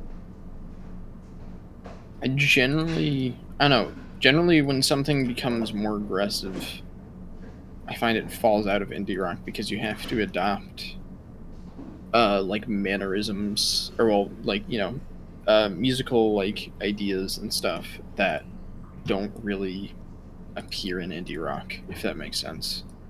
Yeah, I get where you're coming from. I think it does change the way you produce an album, especially because if you wanted to sound more like brash, you kind of have to like drift away from some of the stuff. Yeah, it's specifically like aggression, because like there's like Animal Collective records that have songs in them that are pretty abrasive, but I'd still consider them indie. So Animal Collective's a pretty, in terms of like the indie rock, I would say they're a pretty smooth listen for me. It depends on the record. There's some stuff off of Strawberry Jam that's like Strawberry Jam, has like some aggression to it. Like Panda Bear like yells on songs on that record. So, Brendan, I wanted to say really quickly, Arctic Monkeys, I mislabeled. I forgot. I thought Humbug came first. I was wrong. I think it goes Favorite Worst Nightmare, Favorite Worst. You said fucking Panda Bear. Now I'm saying that. Favorite Worst Nightmare, Whatever People Say, AM, Humbug, Tranquility Base. You forgot Suckin' and See, but okay. I did forget Suckin' and See. It's in there. It's towards the bottom, but it's in there. I see. I do love Favorite Worst Nightmare and Whatever People Say though. I do like those a lot. I agree. I think those two are easily their best. I actually quite like Suckin' and See. It's just I like a lot of songs off of it. It's definitely not like it's I'll pick a couple singles off it, but I think it has better singles than AM, Tranquility, and Humbug. I really don't like Tranquility Base Hotel and Casino. It's not a great record in my opinion. Joe said you would say that exact thing pretty much. Yeah. Joe was like, Brenna doesn't really like Tranquility Base Hotel. Yeah. I enjoy it. It's fun. I don't know. I'm really if Arctic Monkeys ever drop another album, I can't say that I'm really excited for it, you know. Cautiously optimistic. If I don't know, I guess maybe it's possible. Well, I mean, like, Black Keys dropped an album last year that was actually pretty good, which was surprising. Black Keys did? Yeah. Yeah, Their, surprising. Let's Rock was We did that. Well, I mean, like- unexpectedly solid. We've seen bands pull themselves out of holes. Gorillaz stopped making music for Oh, humans. yeah. Completely forgot that they released that album. I'm sorry. Yeah. We reviewed that album. We Yeah, actually no, I reviewed remember it. enjoying it. It's pretty good. Yeah. I thought you were talking about humans. No. No, we didn't enjoy Humans. We did review it. You didn't? Crazy. Like I said, Gorillaz forgot how to make music for like 2 records, and now they're back, bro. I like Song Machine. I do. I really do. I think it's so fun. It's so fun. It's not their best. I'm not going to say it's their best, but it's a step up. I personally disagree. I think the Now is quite solid, and I don't like Song Machine like really at all. Dude. I like Désolé, and that's about Désolé it. That's a good pretty song. good. It's a good song. Kinda, I don't know. You got Damn, like, bro. you got, I don't know. There's like, I don't know. There's a bunch of tracks that I'm just like, What happened to you? You used to be cool. What happened? I don't know. Like that slow tie track, I thought sucked. Slow Tie? Oh, that was the first one they released. It was Yeah, Momentary Bliss. Mhm. Yeah. I like that Just, song. like, I really don't. That song it's fucking like- rages. It's Um, have you listened to Really? the I Clash? don't know. It's just like, Listen to the Clash. Yeah, basically just. It listen sounds to like the Clash. It's very Does it? derivative of the Clash. Yeah. Yeah. I never put those two together, but I could see that. I do like. I was talking to my dad about this the other day. I like it's the one that Rock the Casbah's off of. Oh, Combat Rock. Combat Rock. I Yeah, prefer that's- Combat Rock to London Calling, from what I've heard. Oh, From what I've heard, London Okay. Calling is their best track. That's bar Okay. none. I Ooh. listened to That- London yeah. Calling the album. That's such a long album. It is over an hour long. I understand that, but personally, I love London Calling. I think it barring one song, it would be my favorite album of all time. I think. Barring one. Yeah, there's one song that I just really don't enjoy, and it kind of just kills Is it- the album. Saturn's Bars. It's That's just like one of the better songs off that album. that's also true. Yeah. I love Saturn's Bars. It's a pretty good track. It's fine. It's fine. I love Saturn's Bars. It's Well, fine. no, I was joking because the Clash very clearly didn't write Saturn's. That's the thing. Could the Clash write Saturn's Bars? Could they? No. No, They're not Although- linked together. So they're not. If you're looking for some prime The Clash music, listen to Cut the Crap. It's technically an album. Technically, Yes, They put it on a vinyl, an album. They did. They sure did. I think we do have to actually get started on this thing because it is rapidly approaching midnight and we haven't done the back half of your show. We haven't even talked Yeah, about we'll Persona. I will say. How much of this are you leaving in? Any of it? Is it usable? I'm probably gonna cut from when we start talking about Joe's hair. Fuck. I'm just gonna have to make more jokes about it when we fucking get into the second No, because I need they it to don't be in. know. They can't see Joe's hair. Yeah, but I can. Okay. they gotta. I'll know. Joe, your hair is beautiful. It is beautiful Anyways, hair. Thank you. 3. It's beautiful. Cut it all off. Okay, bud. Murder it. Okay, bud. Get it cut very short because I don't know. When it gets this long, I'm just like, it's too much at this point. All right. It's weird. I used to have Hi. literally like shoulder length hair, so it's just because like I didn't want to go to a barber, and I was like, it looks fine. Yeah. I'm gonna become Anyway, an alcoholic one day. anyway, All right. We good? but yeah. Persona time, baby. No, we did not just spend 30 minutes doing nothing. What do you mean?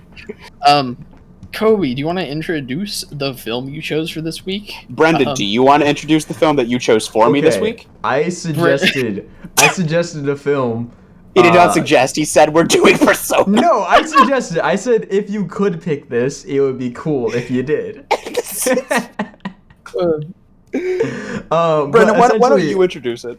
Yeah, so I have a film class that I'm taking over winter break because I'm in college, woo, and gen eds, woo.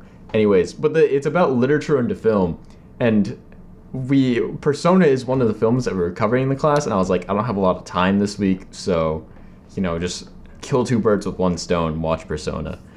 And Persona is actually based off of a one scene play, which is it's called The Stronger. It's a pretty cool play. It's only like 4 pages long.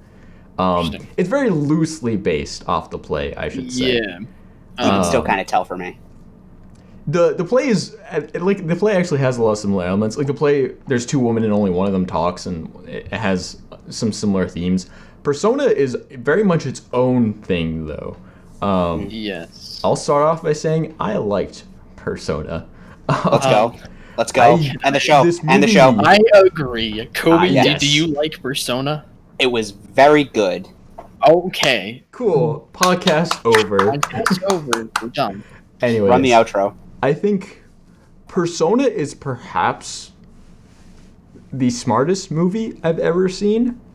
It's definitely up there. Like, every shot is so...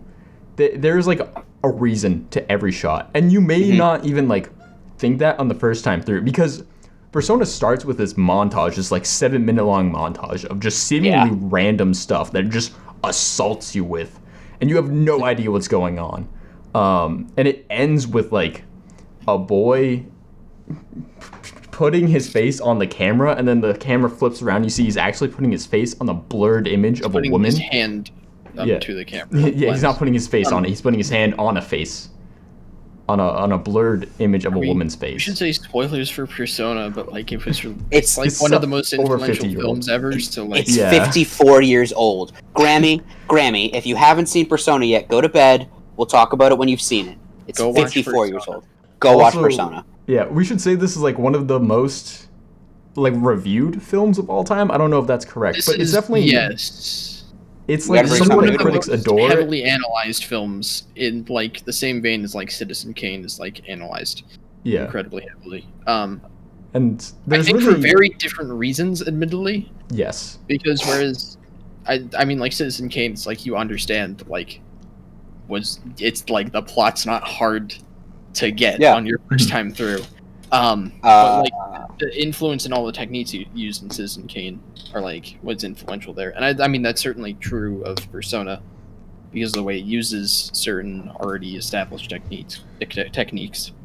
Yeah, but especially the close up. It is one of like there's so many interpretations of this film. It's really interesting.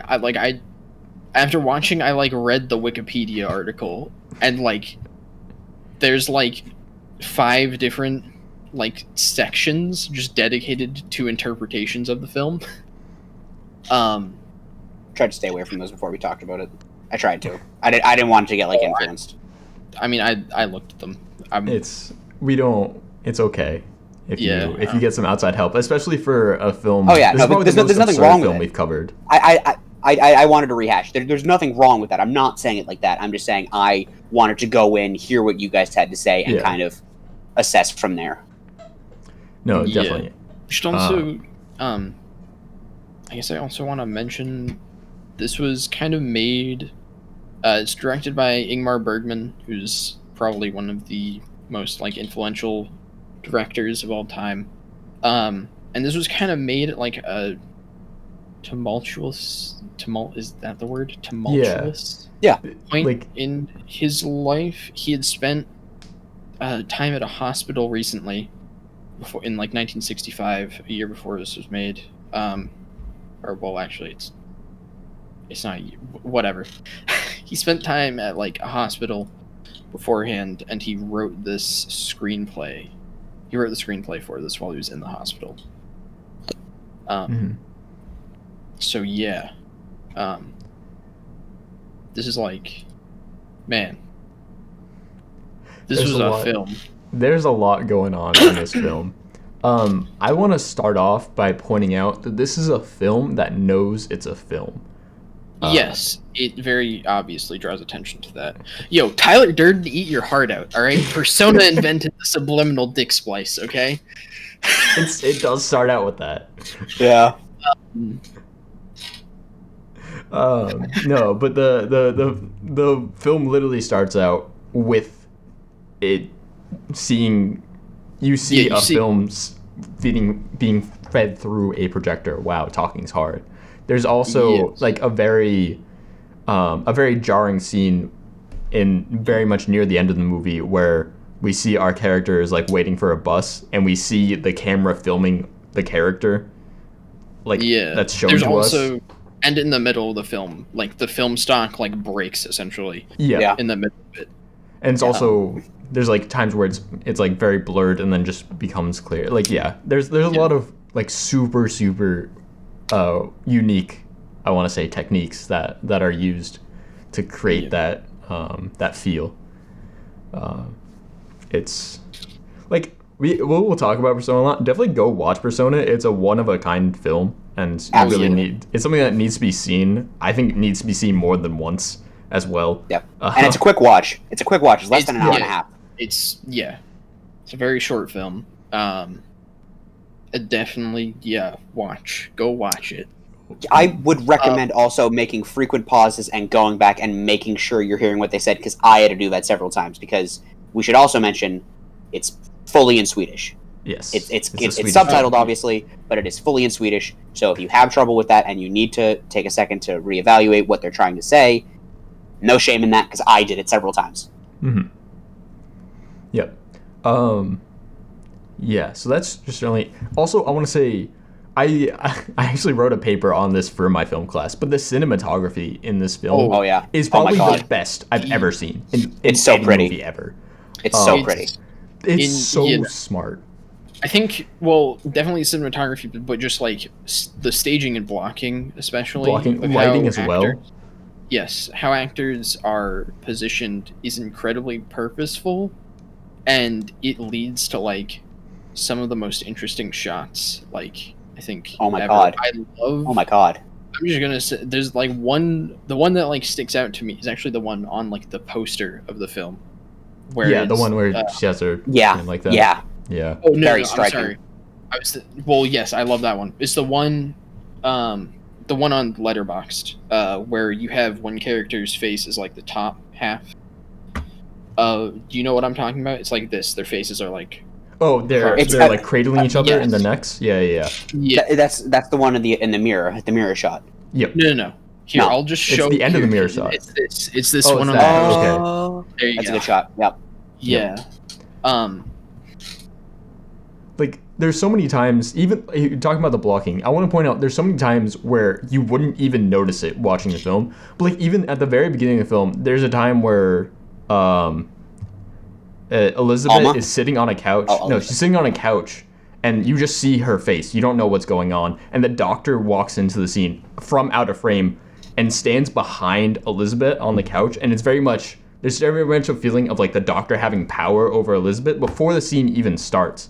And the camera pans down to see Elizabeth like nervously peeling a potato. You don't even know what's going to happen, but you can already tell that like the doctor has just like is imposing upon Elizabeth. And then she's like, "Yeah, I see through your silence, you idiot. You're just being apathetic.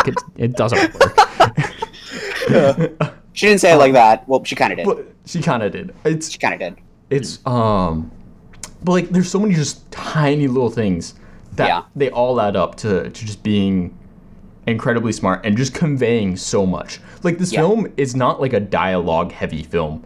Literally one of the characters, the whole point of that character is that she doesn't speak. She has 2 words. She says she says 2 lines. She's at one point she says, "Please don't." No, she says no, don't, and she says ow. Oh, you're right. She speaks in when they're at the dining room table and she tells her to go to bed. She does kind of whisper at one point. That's hard though, because that's another thing too. Joe, you guys both can actually definitely touched on interpret it. that didn't happen. You can interpret yes. it that they're the same person. What I will say, Yes. with that's a totally. We're gonna get to it, I'm sure. What I will say is that just really quickly on cinematography, I absolutely agree. I made several notes. Holy fuck, this film is just even if like you have a hard time getting through films that are very very silent. Because to be honest with you, I love this film. Not a lot happens in it. Not a lot. And you know what I mean? But what I will say is, if you like films that are just pretty to look at, every shot looks fucking sculpted or painted. And because it's in black and white, there are literal shots where it looks like they're cut out of marble. There are scenes and shots that look like it's carved in stone. It's so impressive. There is several shots. One I wanted to bring up that struck me right away. There's a shot when Elizabeth is put to bed the first time by Alma. They're still at the hospital, and the radio's on. The shot of her dead-eyeing the radio, eyes wide open, and the lights slowly fade out, and you see the glimmer in her eyes, and she just dead-eyes the radio. And it's literally, I'm not joking, I'm not exaggerating, it is 30 seconds of her staring at the radio with the music playing, and it pans in on her, and it slowly gets darker, and you see her eyes glimmer as she looks at it. Even that, it just was like, I was like, what the? I was like, holy shit. That's amazing. Mm-hmm. We name dropped Ingmar Bergman, the director, but I also want to name drop Sven Nykvist, who is the cinematographer for this film. Yes. He has worked with Ingmar Bergman on a lot of his films, and the two of them work incredibly well together. Just great stuff. Another shot is there's a shot of Alma is in profile. She's smoking a cigarette. Alma's not smoking a cigarette, but Vogler is the actress. Yep.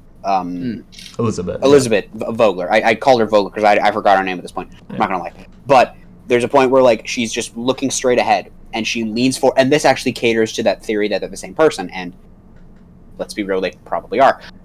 There's a point where she's leaning forward and she's telling a story, and you just see Elizabher's arm with a cigarette in its hand, in her hand, and it's like she's in front of her telling a monologue, and it's like.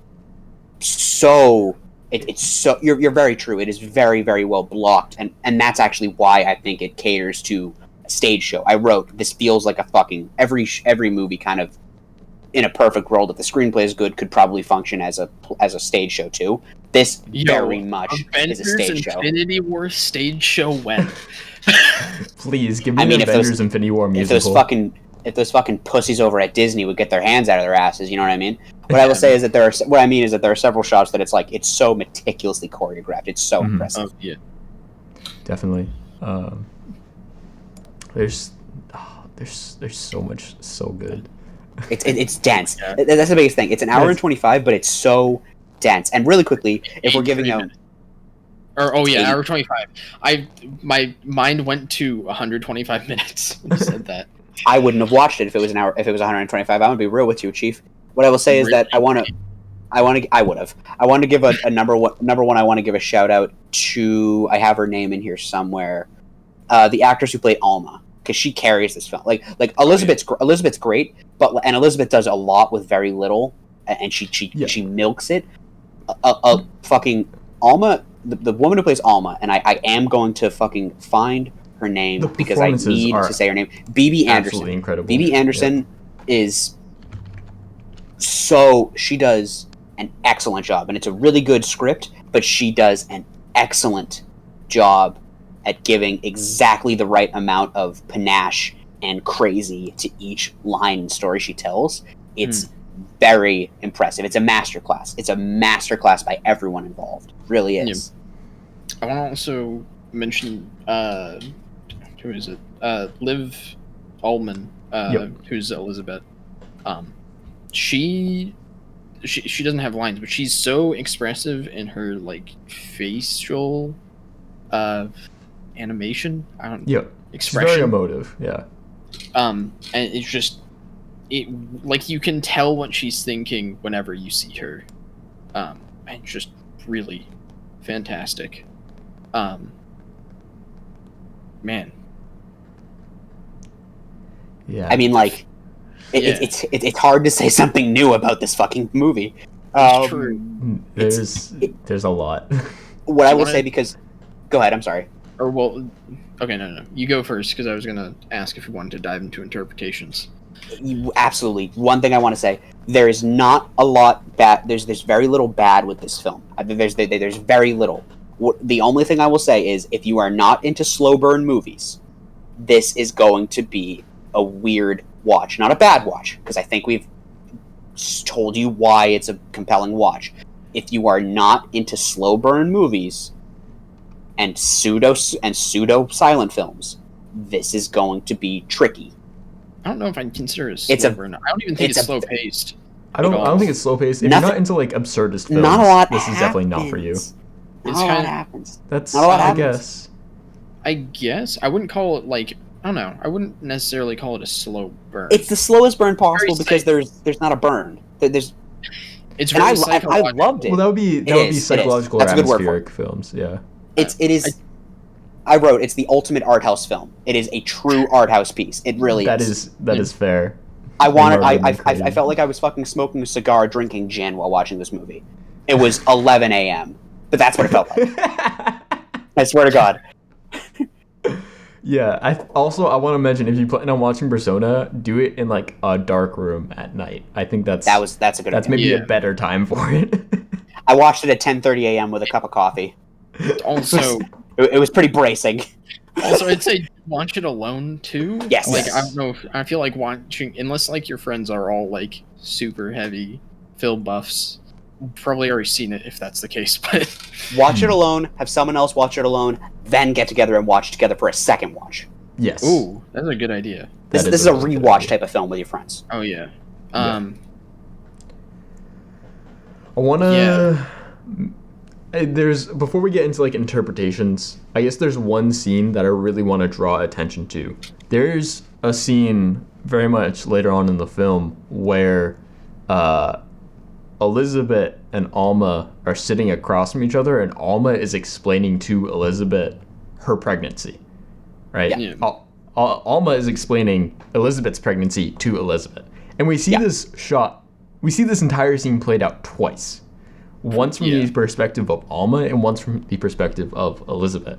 And that was, I read when they were originally filming that scene, that was not Bergman's like original intention. The original intention was to do, what a filmmaker would normally do, where you cut back and forth between perspectives.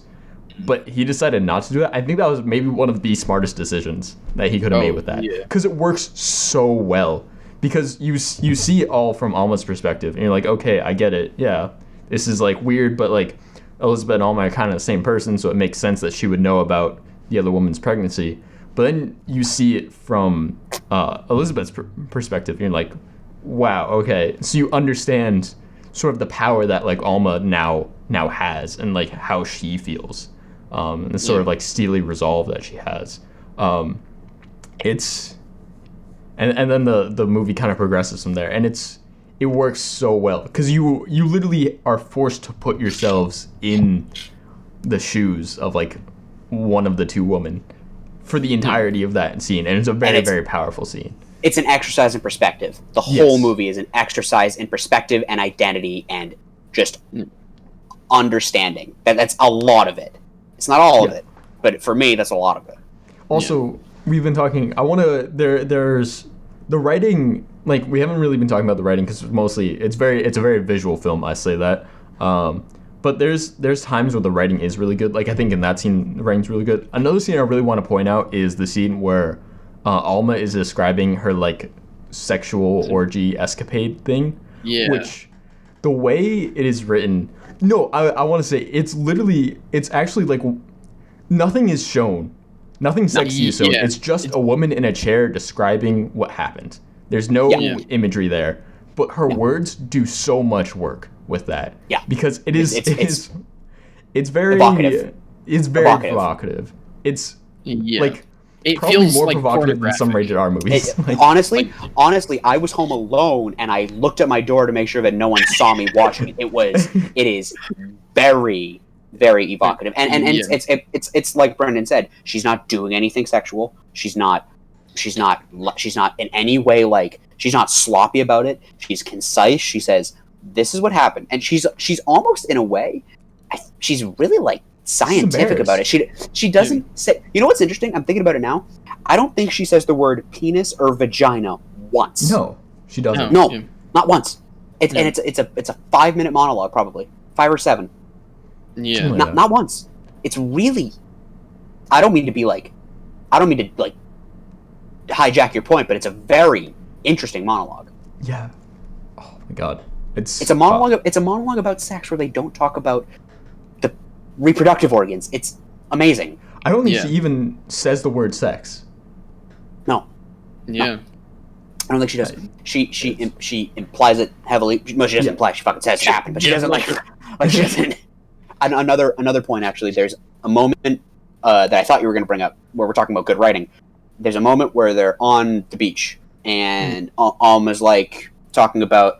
This is one of the parts that I had to go back through a couple times because I was like, I don't really fully square with what she's saying. She's talking about. I'm just looking at some of my bolded out notes. One of the notes I have is fuck. If you like, well, it's fuck, and then it's if you like visual storytelling and really interesting camera work, this is a good film for you. It's very interesting visually, but so it's interesting that you brought that up.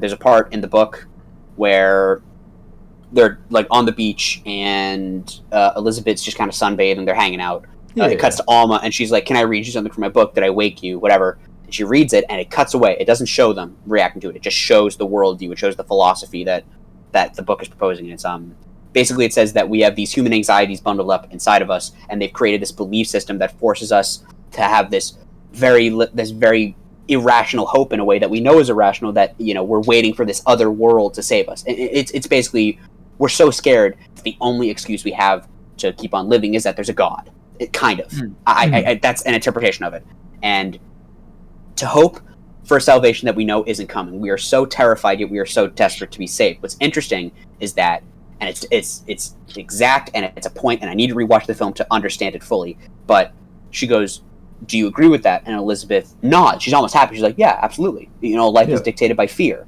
And then Alma goes, "No, I don't agree with that." And then the next scene is her describing, I think part of life is a drive to just kind of continue to be who you are your whole life.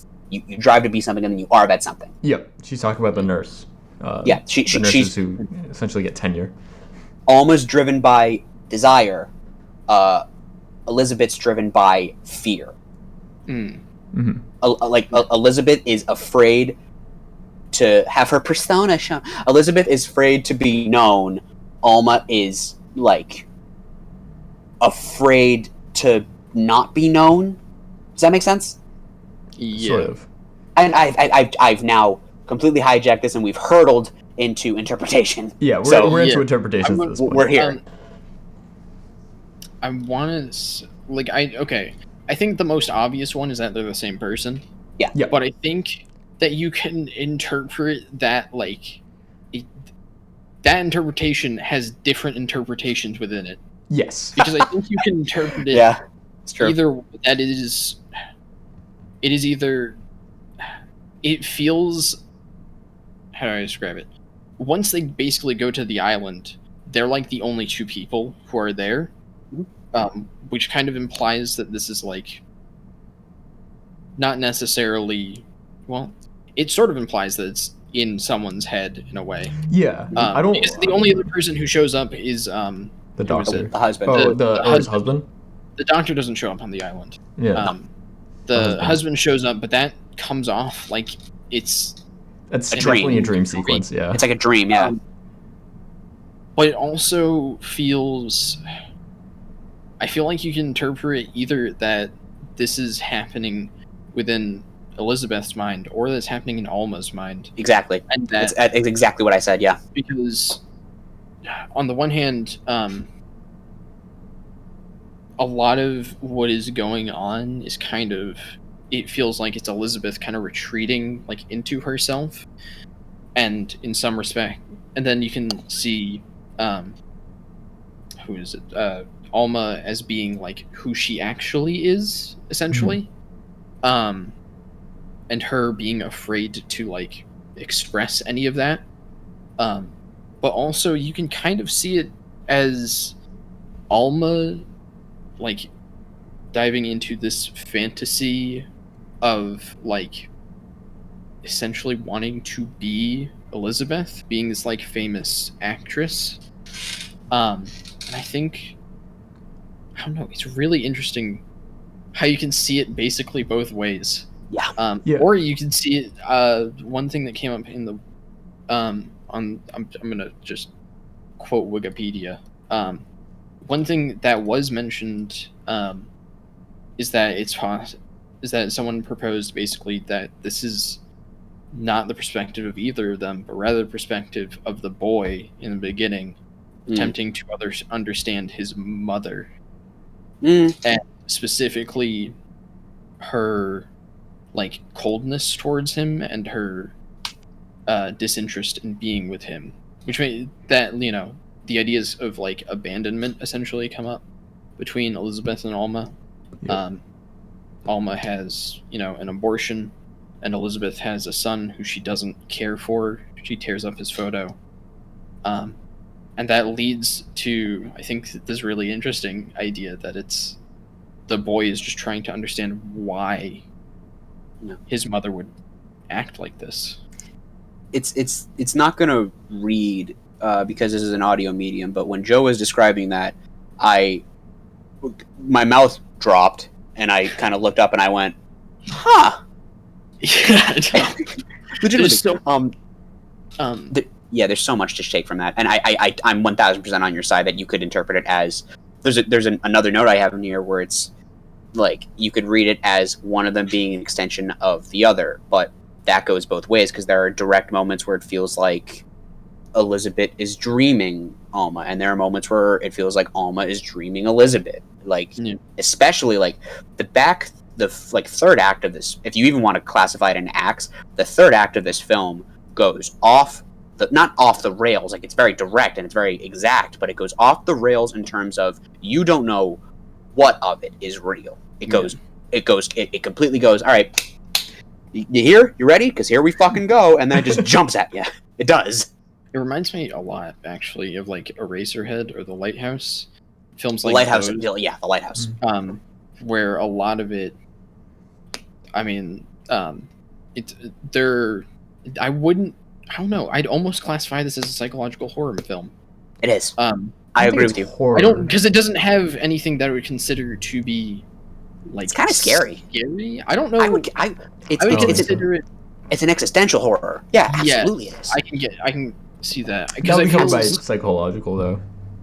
I feel it's considered to be like a psychological drama. There's definitely horror elements. I mean, the opening sequence is just like, there's it's an assault on your lamb senses. getting butchered. Yes. Yeah. But like it has kind of elements in those two, in like The Lighthouse and Eraserhead, where there's a lot of like questions about kind of what is real. Yeah. Mm-hmm. And what the film actually like represents and is about.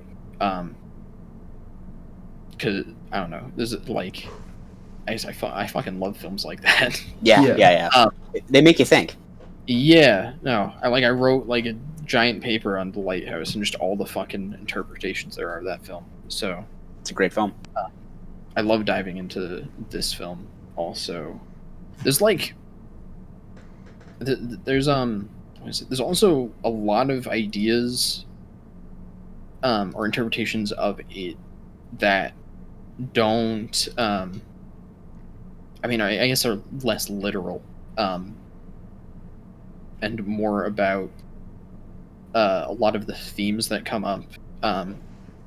Sexuality feels like a big theme in it.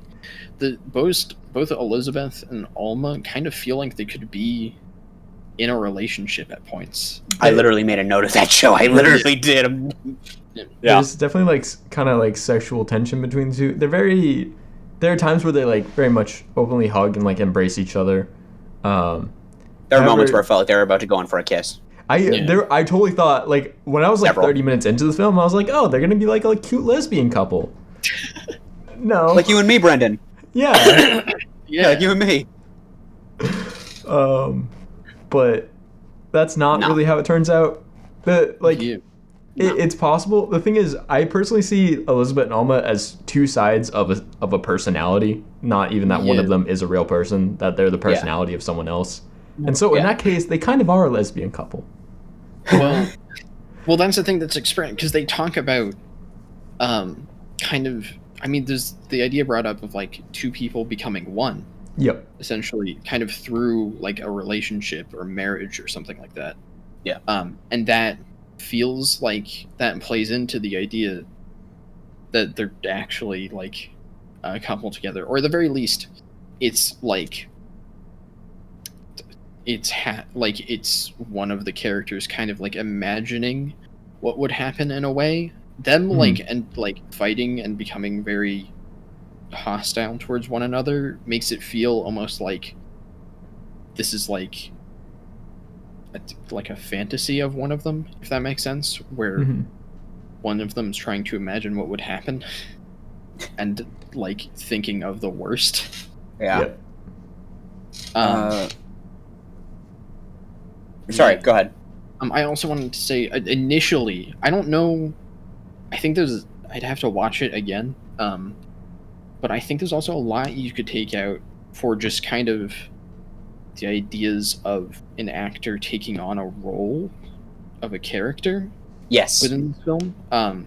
That was kind of my initial thoughts. Like, I'd say like for a solid like half of the film, I was kind of like, okay, this is what I think the film's about, where it's like it's about an actor kind of taking on the persona of a character and how that person can't really like ever completely be that other person, if that makes sense.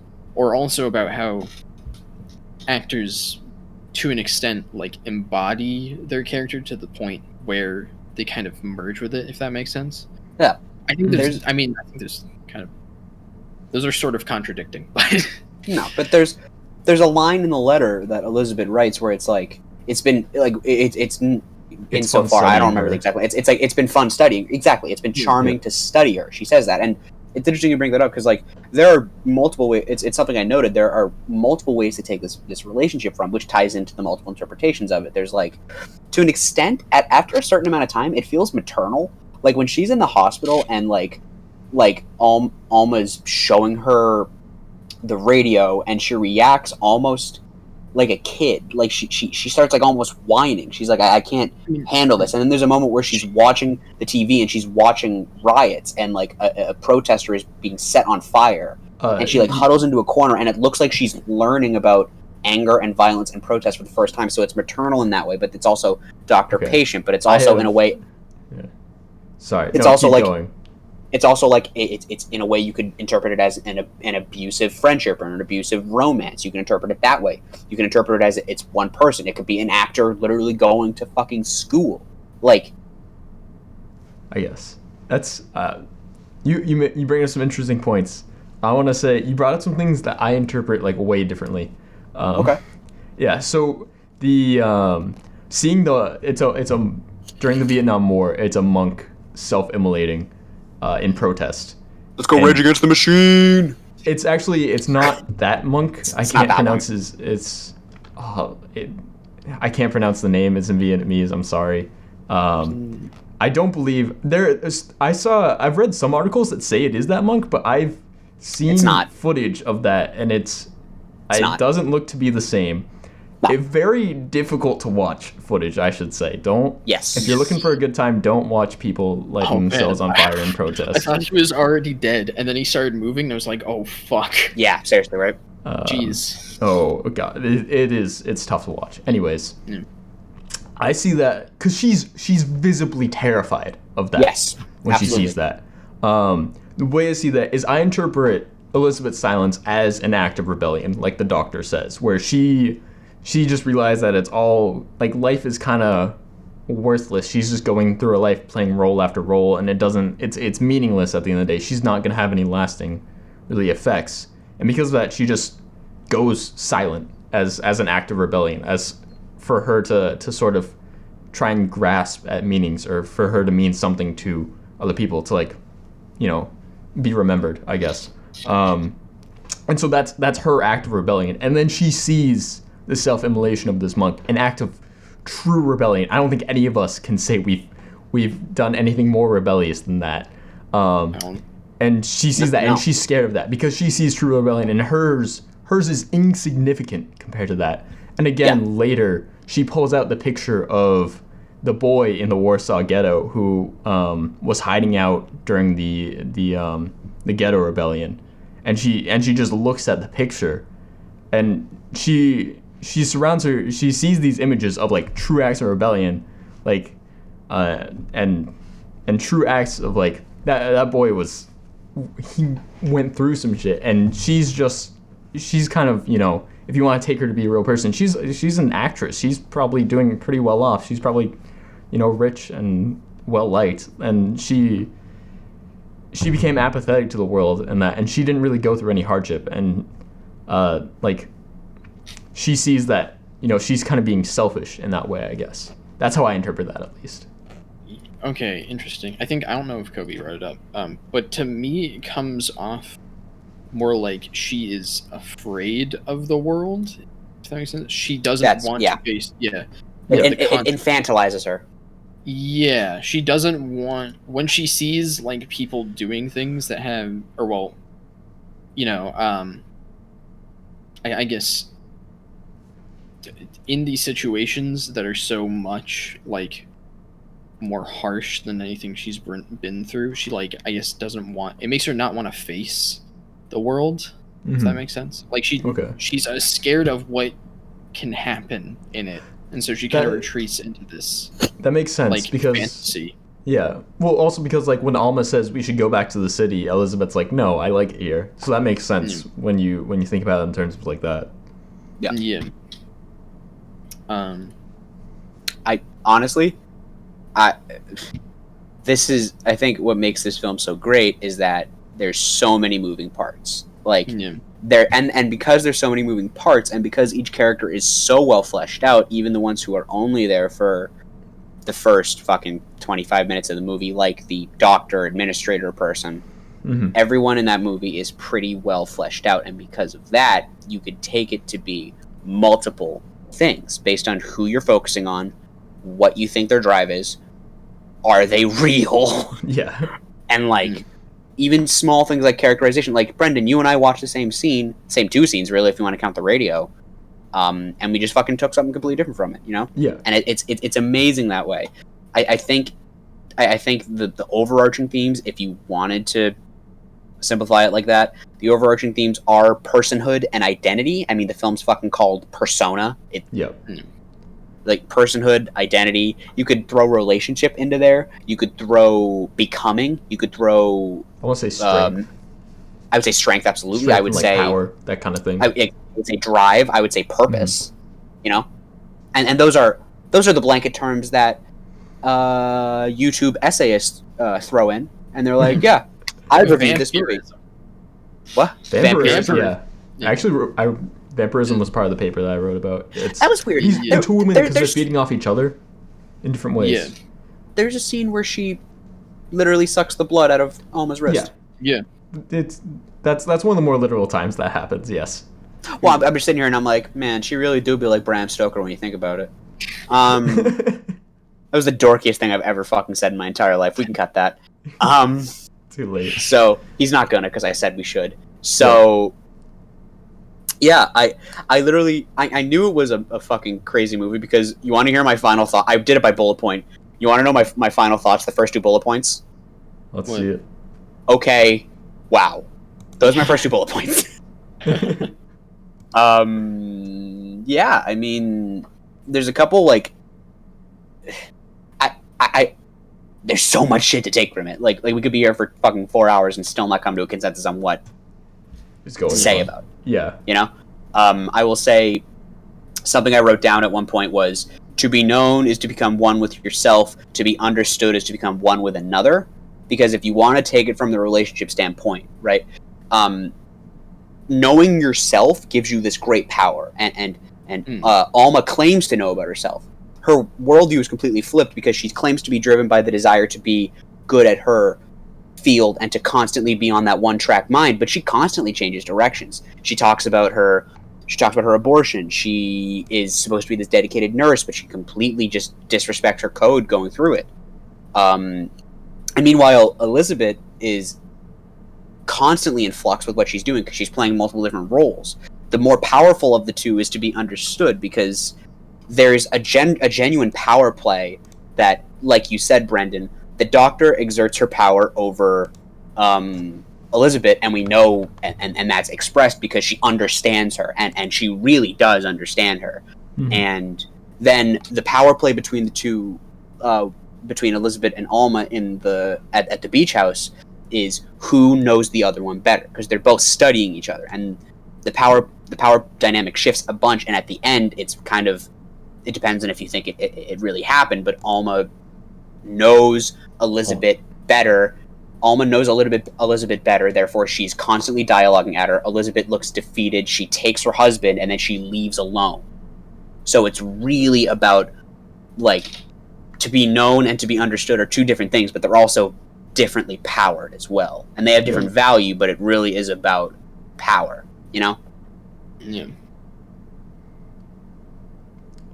I don't know if that made sense, but That made sense. Definitely. The You did. power is like a very important idea in the like, even just like the cinematography, the way they're able to show like the power that a character has over another one just through how characters like are blocked. Like there's like the scene, I guess, I think probably the most obvious one is literally the one on the poster where Elizabeth is like holding Alma's head, where like essentially, which I guess your interpretation of it can change depending on like the interpretation of the whole film. But like,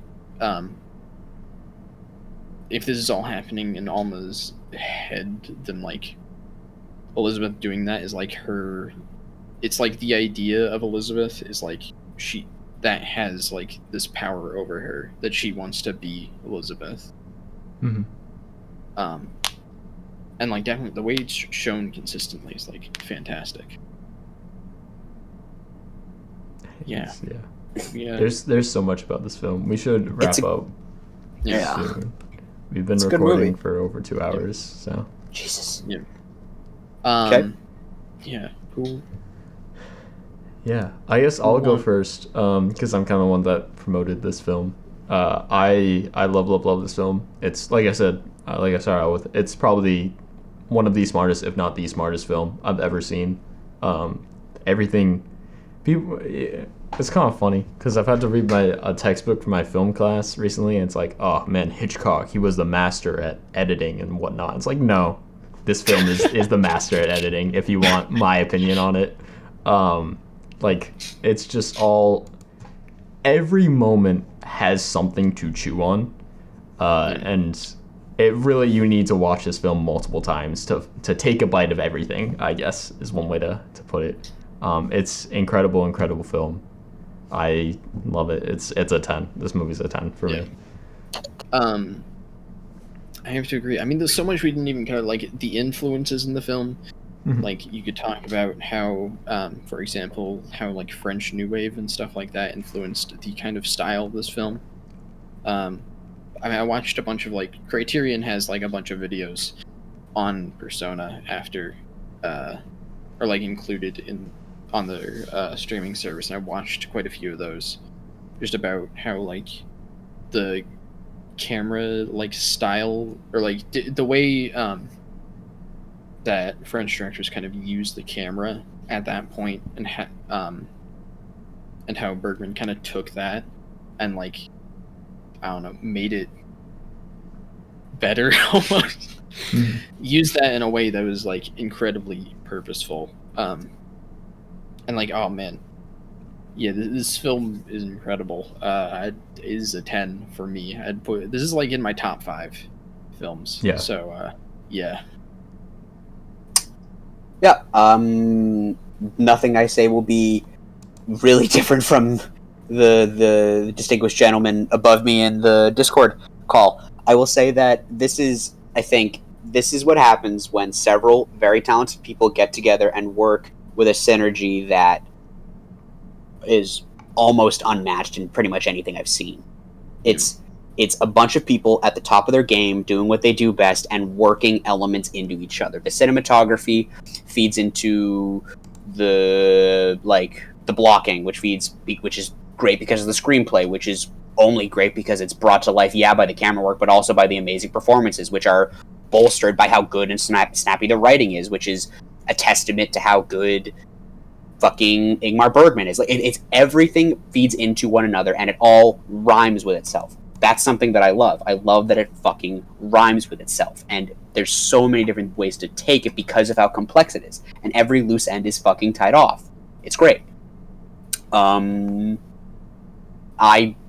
don't have anything bad to say. You should go watch this fucking movie. I don't know if it's for everyone, because I know that there are different people who there's different strokes for different folks, as the kids say. I will say no kid has ever said that, but I will say that I think I believe it's a bit of a slower movie because it's I think not a lot happens. I think that doesn't take away from it for me, but for some people it will.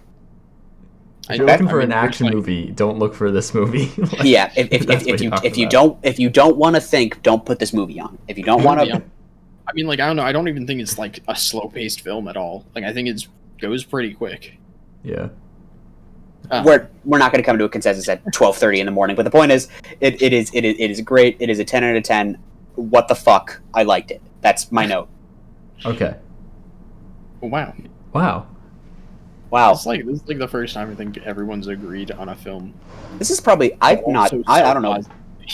I think this is probably is this the only time you've had someone come on and you all gave a movie like a 10? Yeah. Have you had it? Has it happened before? No. The only movie that we've reviewed that I gave a 10 to was Fantastic Planet. Also. I thought you were about to say Fantastic Four. No. I did. Active Killing. Oh yeah, and Active Killing. Active Killing is sacred deer. Active Killing is like its own thing. It's a 10, but for way different reasons. Yeah, the only film that I've given, other than this, the only film I've given 10 to is Zodiac. So. That's a great movie. That's a really good film. Fuck, I want to watch Zodiac now. Why'd you say that? I love it so much. Good. So Jake Gyllenhaal. Oh my god, I love Jake Gyllenhaal so fucking much. Sorry, we're not going to. We've been recording for way too long, but Jake Gyllenhaal is great. Go watch Zodiac too. It's great. Yeah. It's a Fincher film, isn't it? Yeah, it's David Fincher. David Fincher. Social Network. Love that movie. One of my favorites. It's in my top 5. For those that care, which is no one. But I also like Aaron Sorkin. So. All right. You said it, Chief. Yeah. I think that wraps it up for this episode of the podcast. This is a really good episode. Mainly just because of the movie. You definitely heard us talk a lot. I mean, we went super in depth into MCR and Persona, so yeah. Poor son of a bitch. This poor son of a bitch, Brendan's gonna have to cut out a bunch of shit and find a way to put Tom York's face on Alma's body. Oh, I'm not gonna try too hard on that one. Please do. All right. Yeah. So next week we have a double feature, I guess. Oh yeah. Oh my god, you guys.